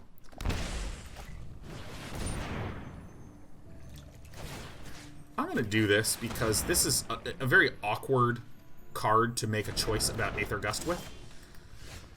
You can select to place it on the top. Seems totally fine. But it fundamentally kind of dictates what your next turn is going to be. Probably want to just get the forest since I have our Nissa.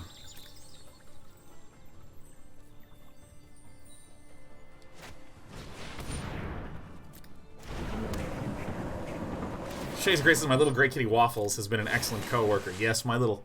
I have a... I can see a gray cat butt in the distance on top of the cat castle. Oops. Crickety crack. Dr. Green.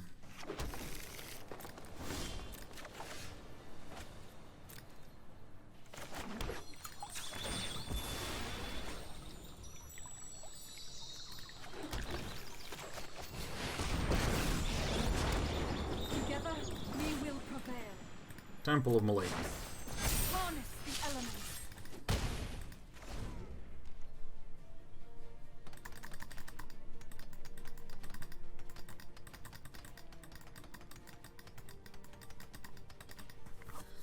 Alright, so we've been talking a little bit about writing. Who has been doing some coding fun? Who's been doing some coding fun at home?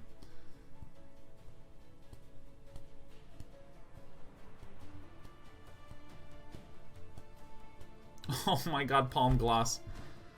Palm Gloss has been saying living petless, seeing my coworkers post pictures of home offices with cats has been painful. Oh, Palm Gloss. There might be a way to go out, find a little kitten. And if you get a kitten, you should always get 2. will protect the virtue of this world.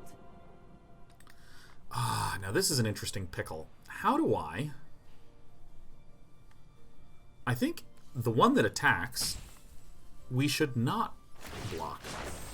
The land shall conquer you. Because we have 1, 2, 3, 4.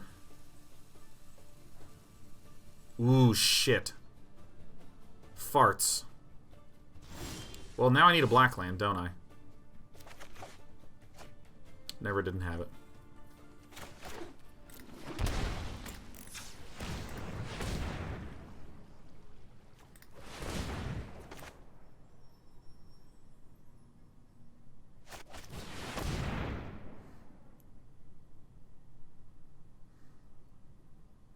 This could get Aether Gusted. I need a Polukranos. Use this mana to fight this.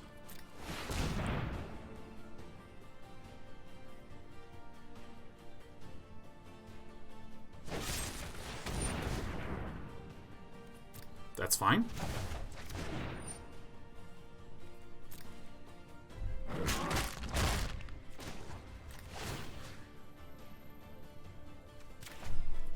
We submit this one, because then when we swing and kill our opponent's Nissa, we can now play an arrow. I'm the best!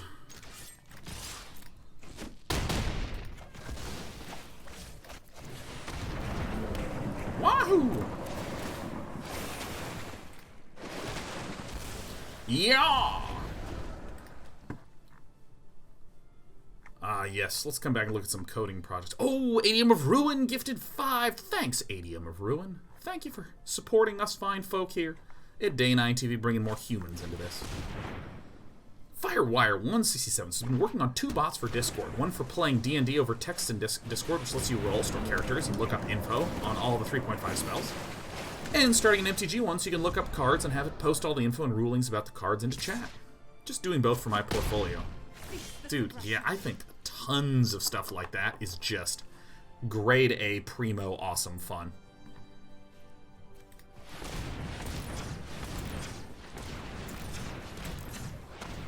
Six, 2, and 2 is 10. Then we hit this. And so now we can X equals 10 this and spend all of the mana. And that puts us in a healthy position to win the video game. Yeah, I mean, because I know of a lot of people that are a little cynical about that, who are like, why would you do something that this other app does? And it's like, because it's cool. It's cool to do. You know, it's just fun to do. Tasty. What is that? Saccharomyces? Tasty Saccharomyces. I don't know how to pronounce the last 2 syllables, but yeah, you did get a little Swifto Gifto. Say Jalabalub says, I'm working on my honors project, finding fake news through machine learning. So far, I'm at 85% accuracy, so things are going well. Interesting. It's a lot of natural language processing, man. Like, a lot. How do I wish to kill my enemy?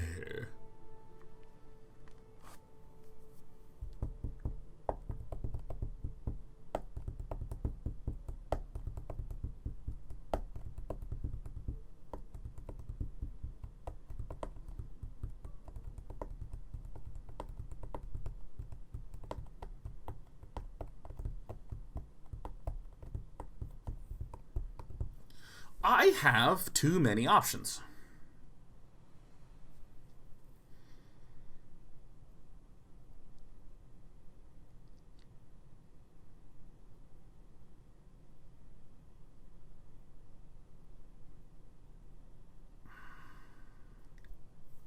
Because the thing is that I could go with something that's more denial. Aether Gust, Disdainful Stroke, Negate, Mystic Dispute. I think that's going to be better. But we also have Epic Downfall that can pick off essentially all the big creatures.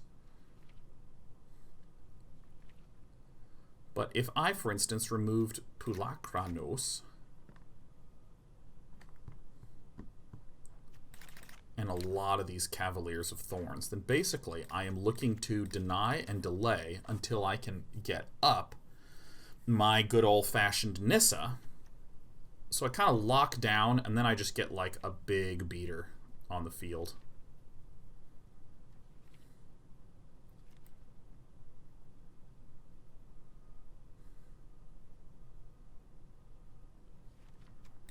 Here's where I do want the Vraska.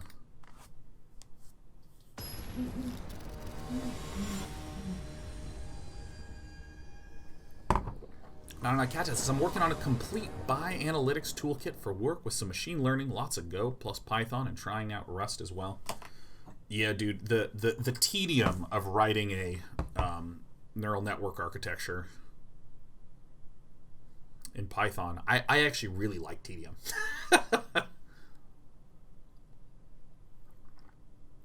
Kitty for cats, cheers to you.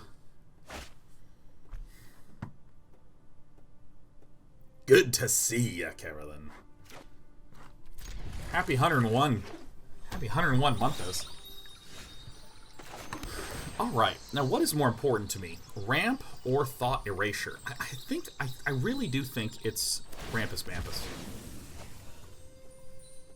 What a Blue Draco Lich.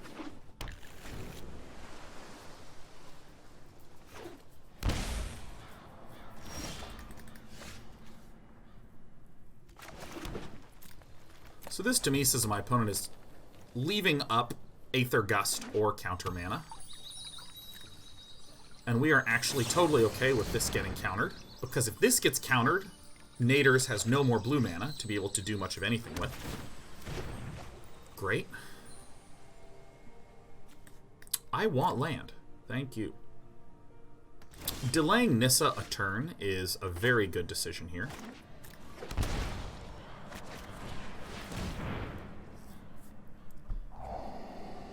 So, any Aether Gust nonsense up? Nope, it was as bluffy as a bluff could be.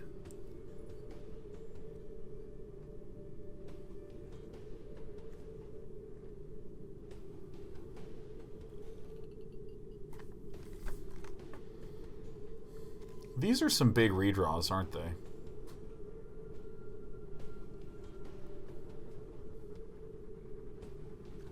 I think I still want to get rid of this. Nope, nope, nope, nope, nope. We need the landies. We need the handy dandy landy. Our opponent is approaching Nissa. We don't have...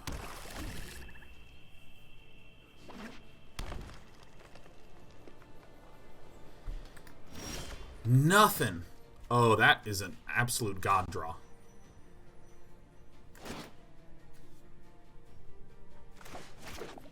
I just think the probability of this last one being a counter is very low.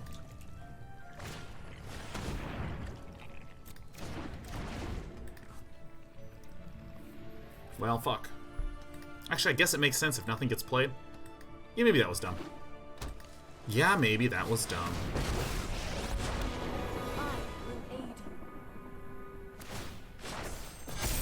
Technically, I didn't get countered. That is true.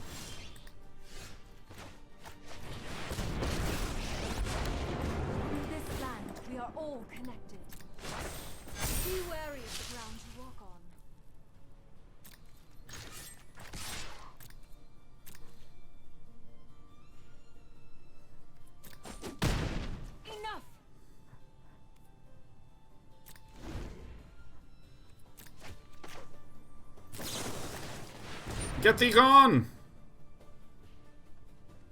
If this gets countered, then I'm actually just going to begin to puke. Okay, never mind. I'm the best player here.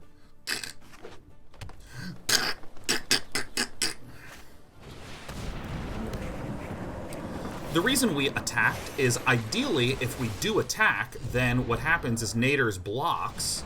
Then I can spend the mana to Aether Gust this, so I kill off the land, meaning that our opponent now is down to 4 land, which is so fantastic.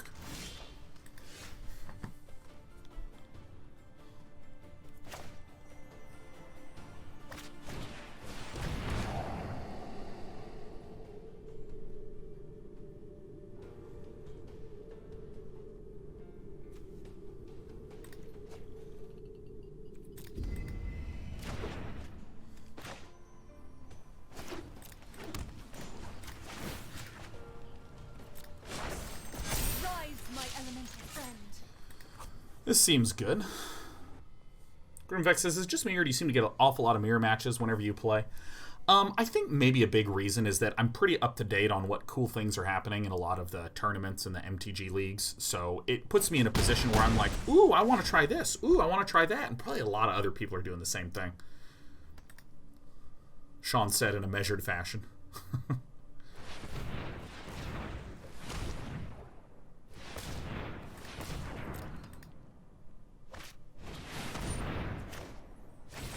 Bye. I don't know why this is the way it was tapped. Figured it out.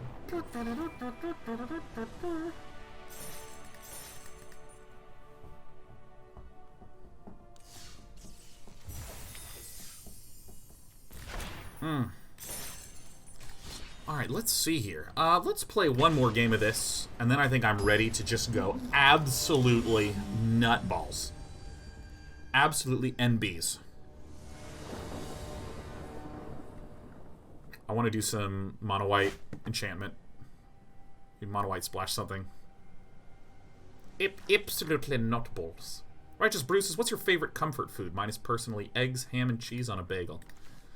Mine would absolutely 100% be Soon Tofu Soup. Soon Tofu Soup. Soon Tofu Soup. Soon Tofu Soup.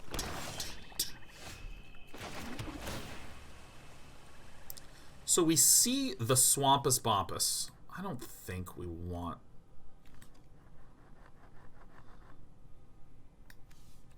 I never know how much land I'm supposed to go for early on. I love Korean Soon Tofu Soup. In all the different formats. I'm going to be pretty careful of shocking things in. Been to Beverly Soon Tofu in Koreatown? I haven't. I gotta live in Los Angeles and move on over there.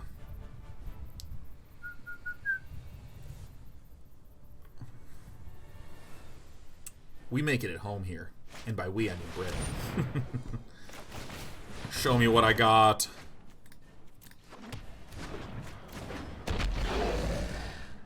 This is a brutal combo.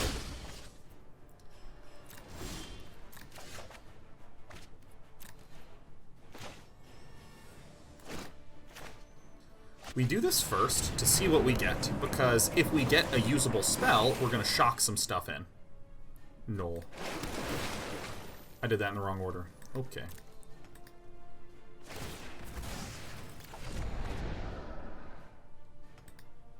Ugh.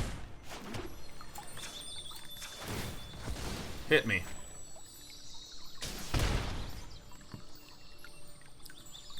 Some Firstborn claiming seems like it is going to happen soon. That is true.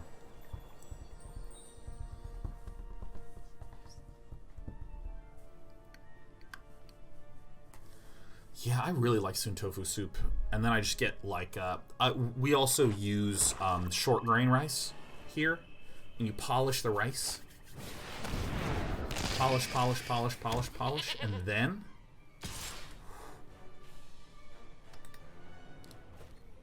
Even with, like, a really quick 30-minute steam. I mean, holy F. It is so good. God, it is insane, actually.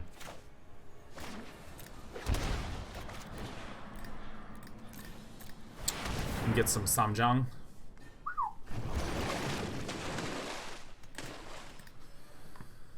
FiveM says, Soon Tofu is really hard to make right at home. You need a special type of tofu. They sell Soon Tofu tubes at the markets sometimes, but those aren't actually the same as you get at a restaurant. You got to special order it. We have a Korean market in downtown Oakland called KP Market that just has really nice tofu selections. Go there, get some silken tofu. Put strips of beef, really nice, high quality, expensive beef at the bottom. Singe it. Marinate it, then singe it at the bottom so it's like almost like a little crunchy.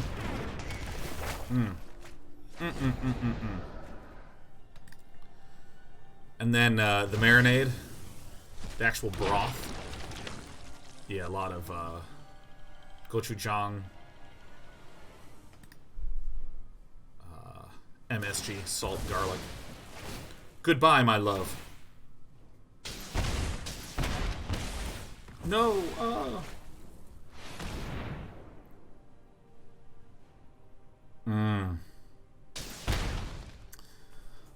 Even like, Bert's been experimenting a lot with the broth, like putting in some Chinese 5 spice. Even some sriracha. It is very, very tasty.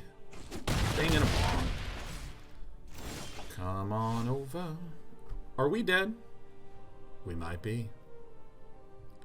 This is looking a wee bit death-like.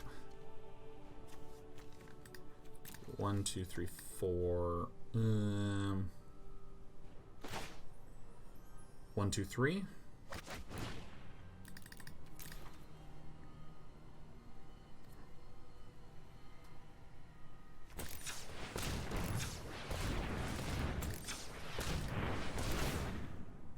X equals 3.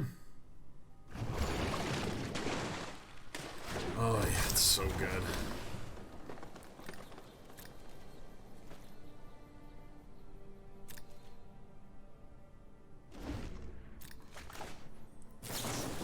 Get thee gone. What's your favorite type of pizza? Mushroom pepperoni. Mushroom pepperoni. And then I like to put a lot of Parmesan, red peppers, and jalapeno hot sauce on it. That's really good. God, I'm hungry now. Oh God, wow. I think I'm ready to eat. That's spicy. Oh yeah, I like spice.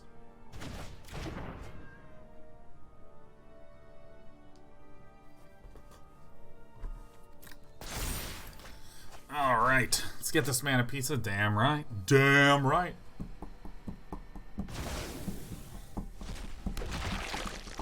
Mushrooms are a requirement for pizza. Mushrooms are so good. Mushrooms are like an important food in the life and times of Sean Plott. It's important. By the way, there are a number of ways in which we die immediately. So that's going to be our good friend Croxa. So we would take 3 damage.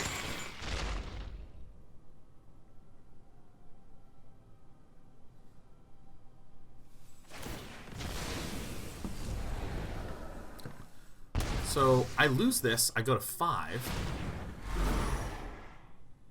So I have to discard this non-land card just to guarantee that I don't immediately die. Very cute. You play the Croxa and sack it immediately.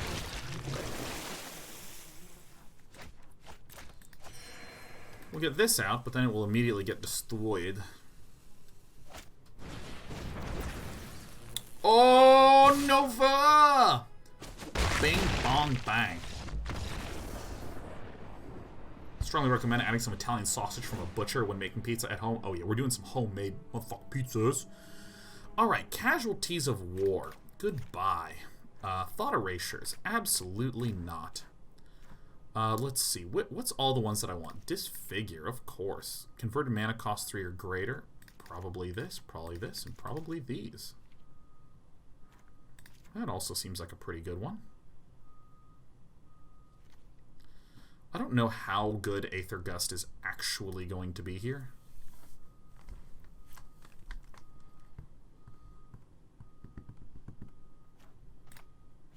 Trimming these expensive creatures. I mean, that looks pretty good to me. I think 3 Aether Gusts feels okay. Maybe cutting a Nissa and then cutting an Aether Gust and putting in 2 more Crazy Boys. How good is the Cavalier? Really fucking good. Like one of the best cards in this matchup in our deck. I mean, outside of like Ritual of Soot. Cry the Carnarium.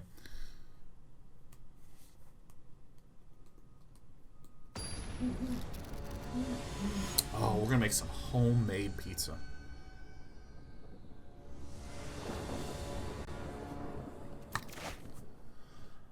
This looks acceptable.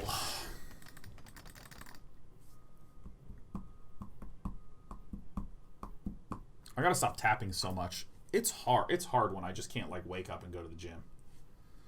Alright,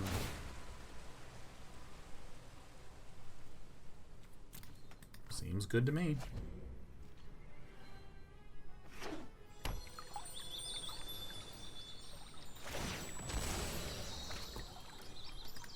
Dum ba da dum, bum bum bum bum ba da dum.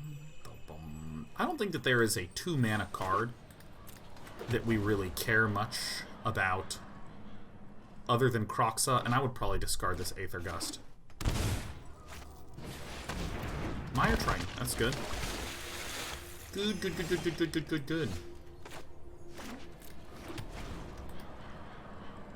Now we don't want a Kroxa, because we're looking to get 2-for-1 value out of the Ritual of Soot.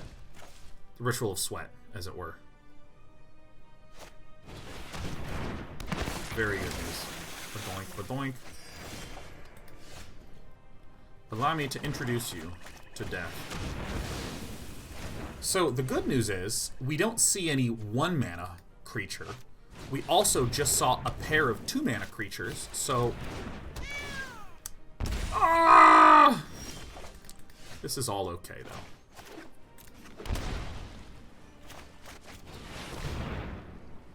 Hello! Witness the ties that bind us all. Probably this one. Harness. New set's gonna be sick, dude. I cannot wait for it. Korea! I gotta update the schedule, because I think that we have essentially the next, like, month and a half now of content up. The next month and a half. Normally we shoot for like a month, and then I post about 2 weeks worth, since that's all that really can get displayed. And then I sort of talk about stuff happening beyond that, but...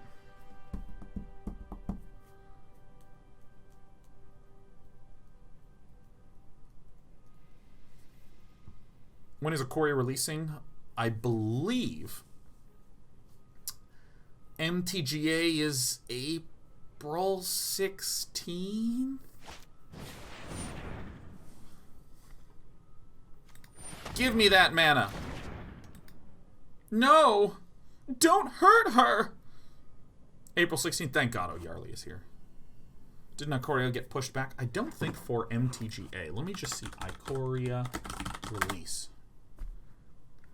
It's scheduled to be released on May 15th, it says, for the official physical release date, but I believe that MTGA is on the 16th.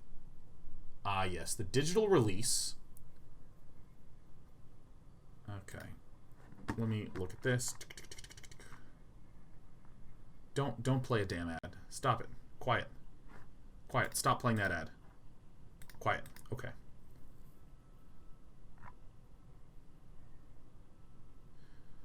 Magic's new set will releases via Magic Online and Arena on April 16th. The digital release will include Sealed Draft. The Asia Pacific region is still scheduled for the 17th.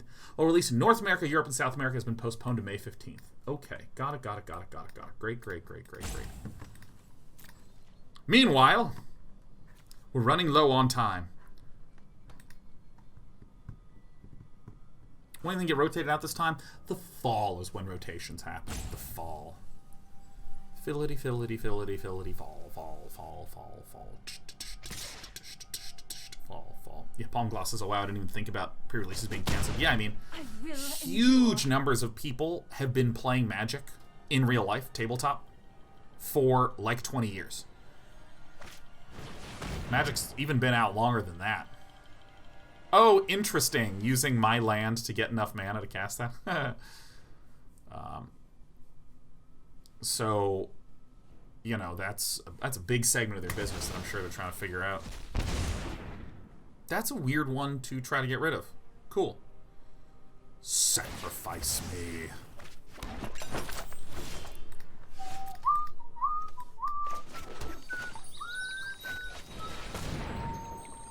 Show me what I got.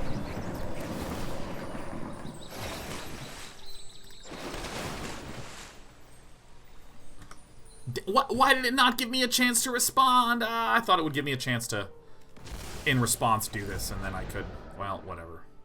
Fuck it, man. Fuck it. Bouquet. The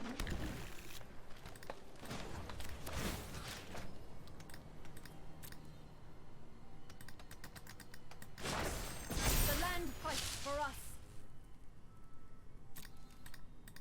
We've been doing that since 93. And organized play was really spreading in the late 90s, early 2000s. Oh yeah, I guess we're 2020. So yeah, it's like 20 plus years people have been playing IRL. Game's been going on for so long.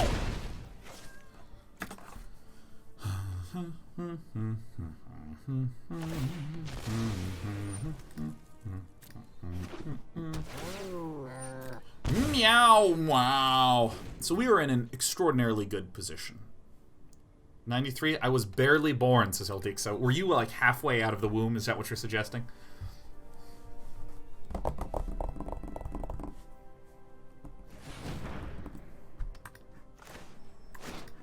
Yeah.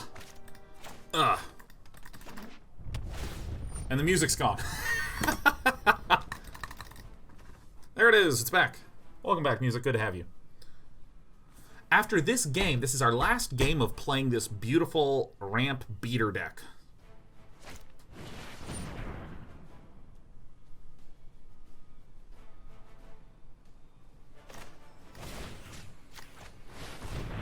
Well, obviously not. How do you know? Well, because the front fell off for a start.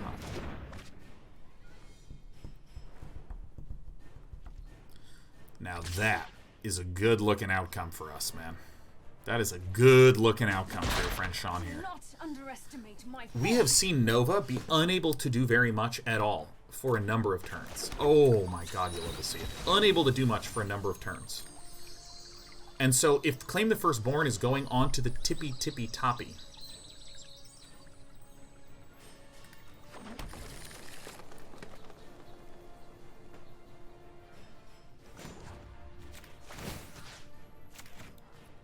then it means we're pretty much expecting the same turn.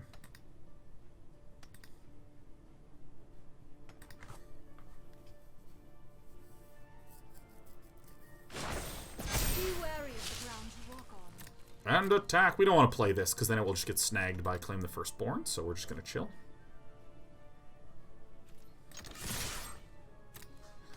Yeah, so Box of Crowns, let me just double check for you about that frame drop. We've dropped essentially no frames.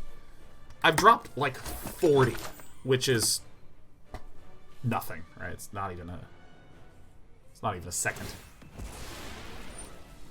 But how does the stream quality experience? What is it like for you guys? I had to degrade the stream quality just to make sure that things would actually run properly.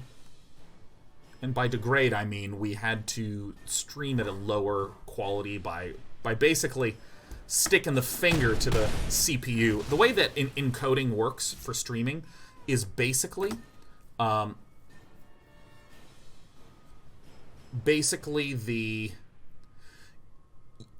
compress this into video uses a lot of CPU to squish it down to a small file size.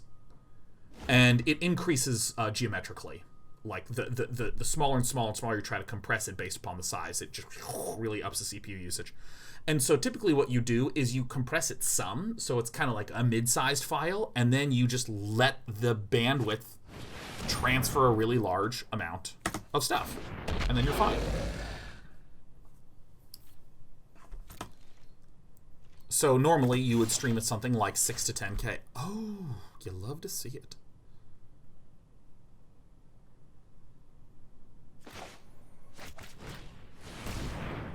Die, please.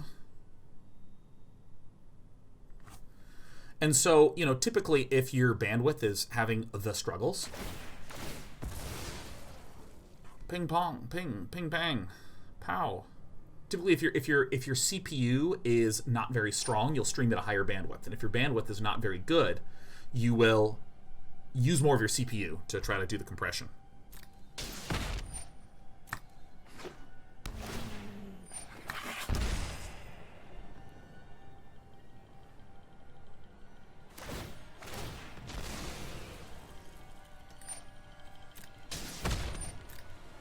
interesting.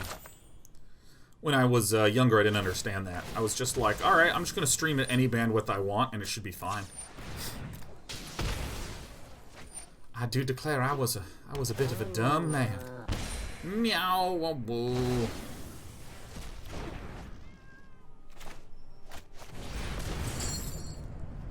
Bing, bong, bing, bong, boom. Quality gameplay is still top notch.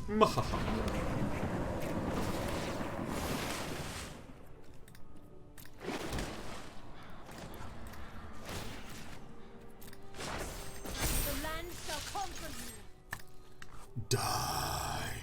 I am thirsty. This guy feels like a dead person. Once I Aether Gust this, that's probably doom for Nova.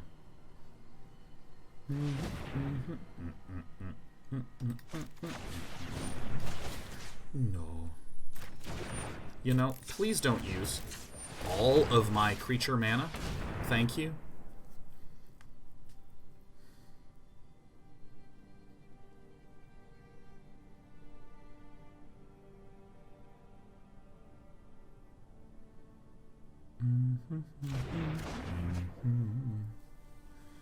He feels like a dead person.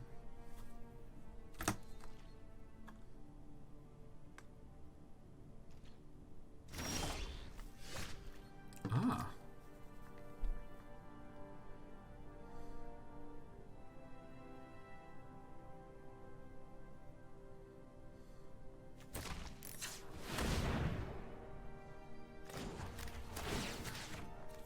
Doesn't really do anything.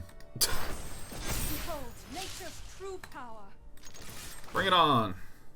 What do we get? Show me what I got. Oh, yeah. Yeah, that's a good one. Oh, yeah.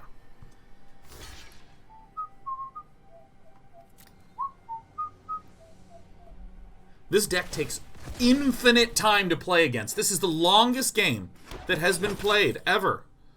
This is it. Dude, this game just does not want to tap the way I want to tap.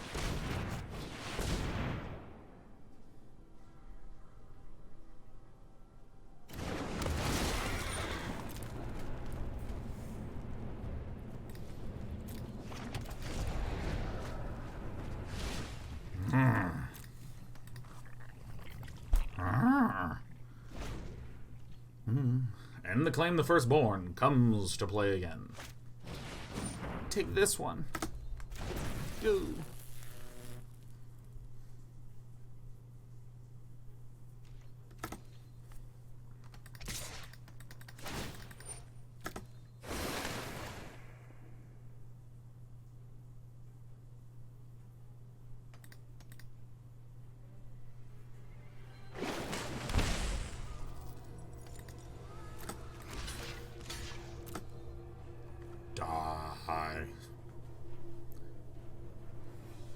Bang.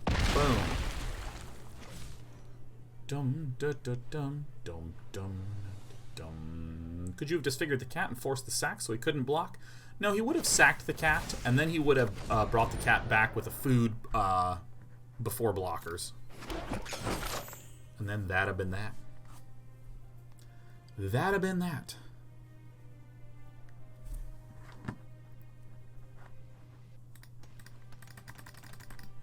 So we asked a little bit about writing, we asked a little bit about coding. Who in their time at home is doing anything with physical art? Painting, drawing, illustrating, calligraphying.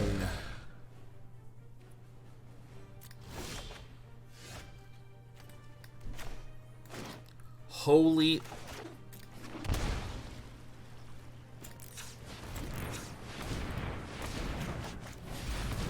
Game kills me sometimes.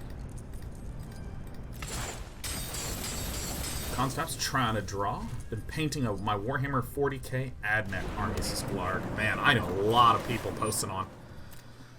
The Tweetsers. Oh, yeah. Oh, that's what you love to see. Oh, yeah. Let's just get this guy down. Ah, perfect. Oh, yeah.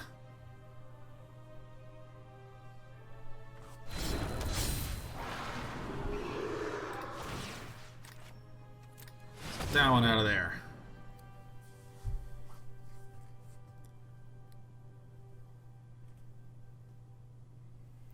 Let's see, I'm learning about designing fictional user interfaces. Interesting. Interesting. That involves a lot of sketching out ideas. What do you mean by fictional user interfaces? You mean like pretending like what a futuristic car's UI might look like that sort of thing? That's so cool. Holy shit. Silva says, my wife is an art teacher and has been doing visual lessons for the kids remotely. She recorded herself following along with a Bob Ross episode on Microsoft Paint for the kids to try too. Oh, that is so creative. Like a creative solution to the weirdness of tuning in from home.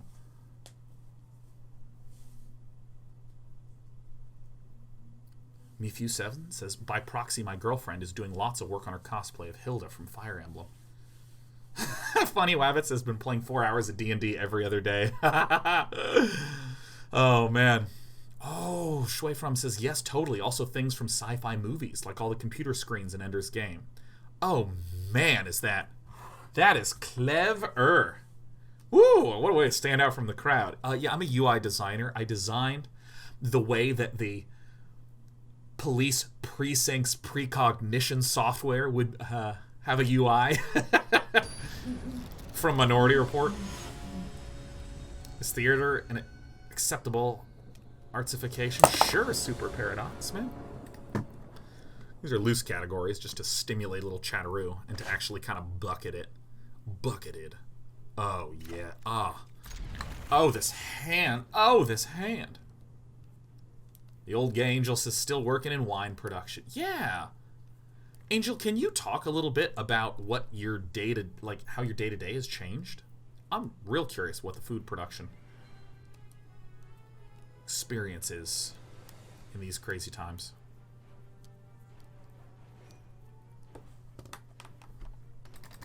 To Chris at 98 months says, whoa, almost 100. Almost 100 indeed.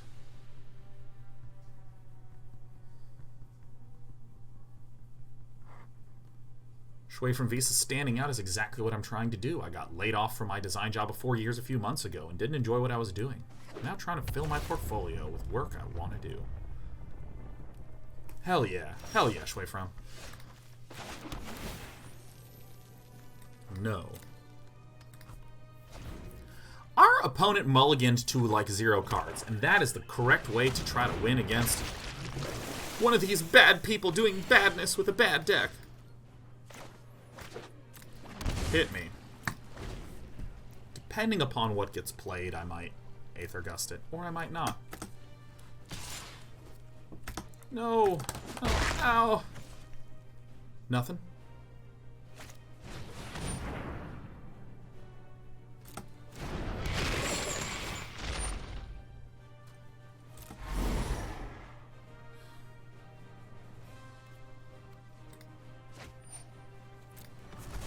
I think that's the best choice to do. My opponent has essentially no cards, so I need to make sure that I'm hitting my land drops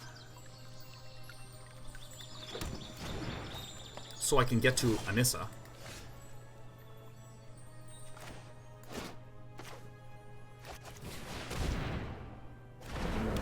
Yeah. And the Aether Gust is not as essential. Ooh, I'm so smart.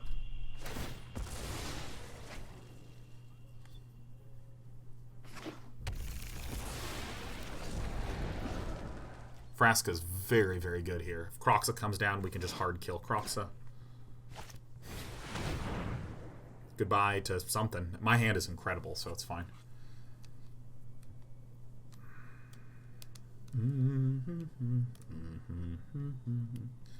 Goldfish Hunter says, on the topic of creativity, do you have any tips or advice for staying motivated during the creative process if it feels like you've hit a wall? Why, yes, I do.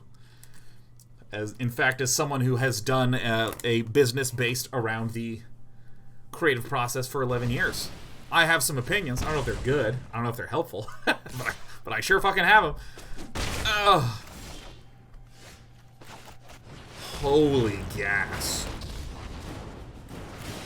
God. Wherever I go. So if I hit a creative wall, I think maybe the most valuable mental thought process to apply to having a creative block on something is that often it's easy to get excited about... Hold on 1 second, let me count.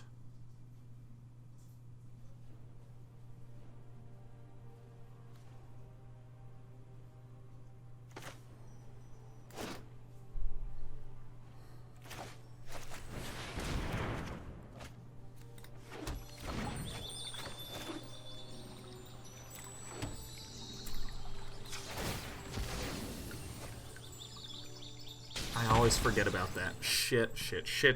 We messed up.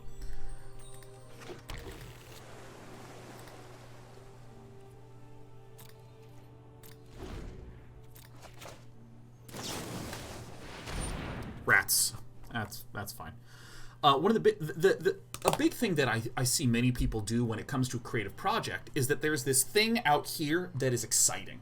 So, let's make it really simple. Let's say I have a short story idea that builds up to this awesome climax where there's a monster made out of moons or some shit, right? And you got this really great visual moon monster battle scene that you're like, that is kick-ass. I can't wait to do that.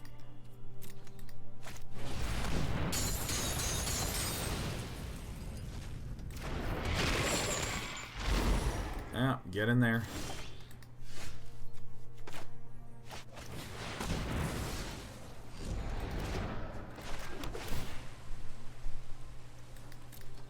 Yeah, moon monster battle. Okay, so here's the cool idea. So then you start writing, and you start writing, and you start writing. And you get to this point that's in the middle, and you just can't figure out how to get from the middle to the moon part. Or maybe the start sucks. You know, you wind up with all these pickles. Where it starts to become not about the cool climactic scene, not about the cool climactic moment. But it's about, if I can't get the start to work, I can't get this middle to work, or I can't get any of anything to work. Bleh. I would like to keep the one that will not get sacrificed.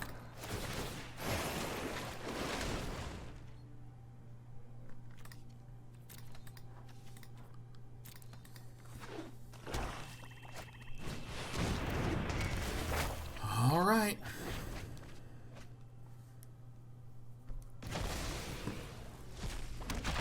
So we're gonna gotta swing, and it's not gonna be a thing.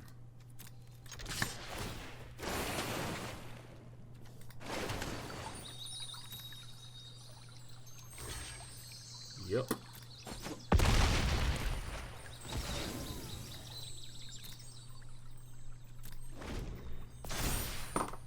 So what I strongly recommend is to think of doing creative work a lot less about trying to make this specific idea work, and more about trying out multiple things and just picking the one that your taste tells you is working well.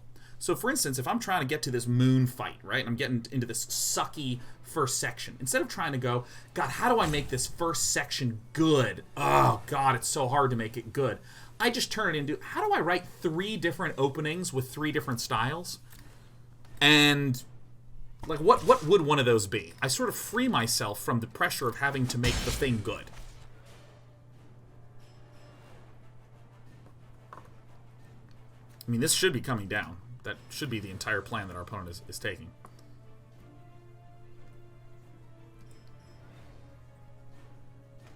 And so instead of making each writing session the excitement about trying to get to this awesome moment, or each writing session should be as exciting and awesome feeling as my awesome moment. I should hold on to that motivation or something like that. But if I instead just say, okay, I'm trying to write, like, the opening. My goal is obviously to fix the opening because this is my problem part. But let me just try out this idea at the start, and then idea B, and idea C, and idea D, and idea E. I find this to be incredibly liberating because what I'm doing is it's very easy in the creative process to get an emotional attachment to something that you've created because it's your creation. It's your creation, right? My opening is bad. Am I bad? By the way, I kept this forest to make sure I would have something to discard that was not my value cards.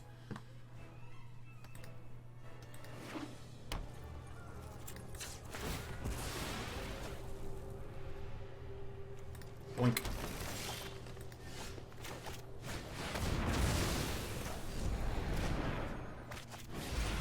And then I don't even have to exile something good.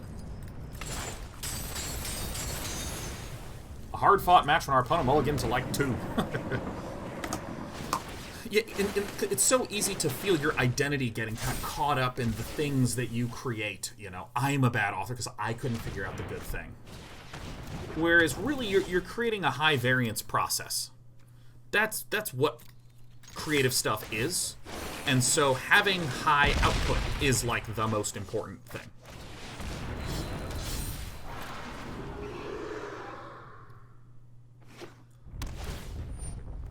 And then you can actually even be arrogant. You can even be like, all right, I couldn't come up with a good idea for the start, so I don't know. I watched Tiger King last night.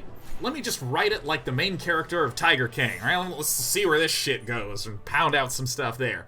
All right, what else could I write about? I don't know, maybe the main character is like the main character from Person of Interest, because I really like that TV show. Yeah. All right, what's another one? And you come up with a third one. And then you can write your Joe Exotic Tiger King one, and it can just make you chuckle, and you can look at it and go, all right, that actually sucks. But there was this one sequence that I thought was pretty cool. All right, I've written my Person of Interest thing. This was actually so boring, man. Ha ha ha. And you are giving yourself permission to kind of look at the things that you have produced as external things.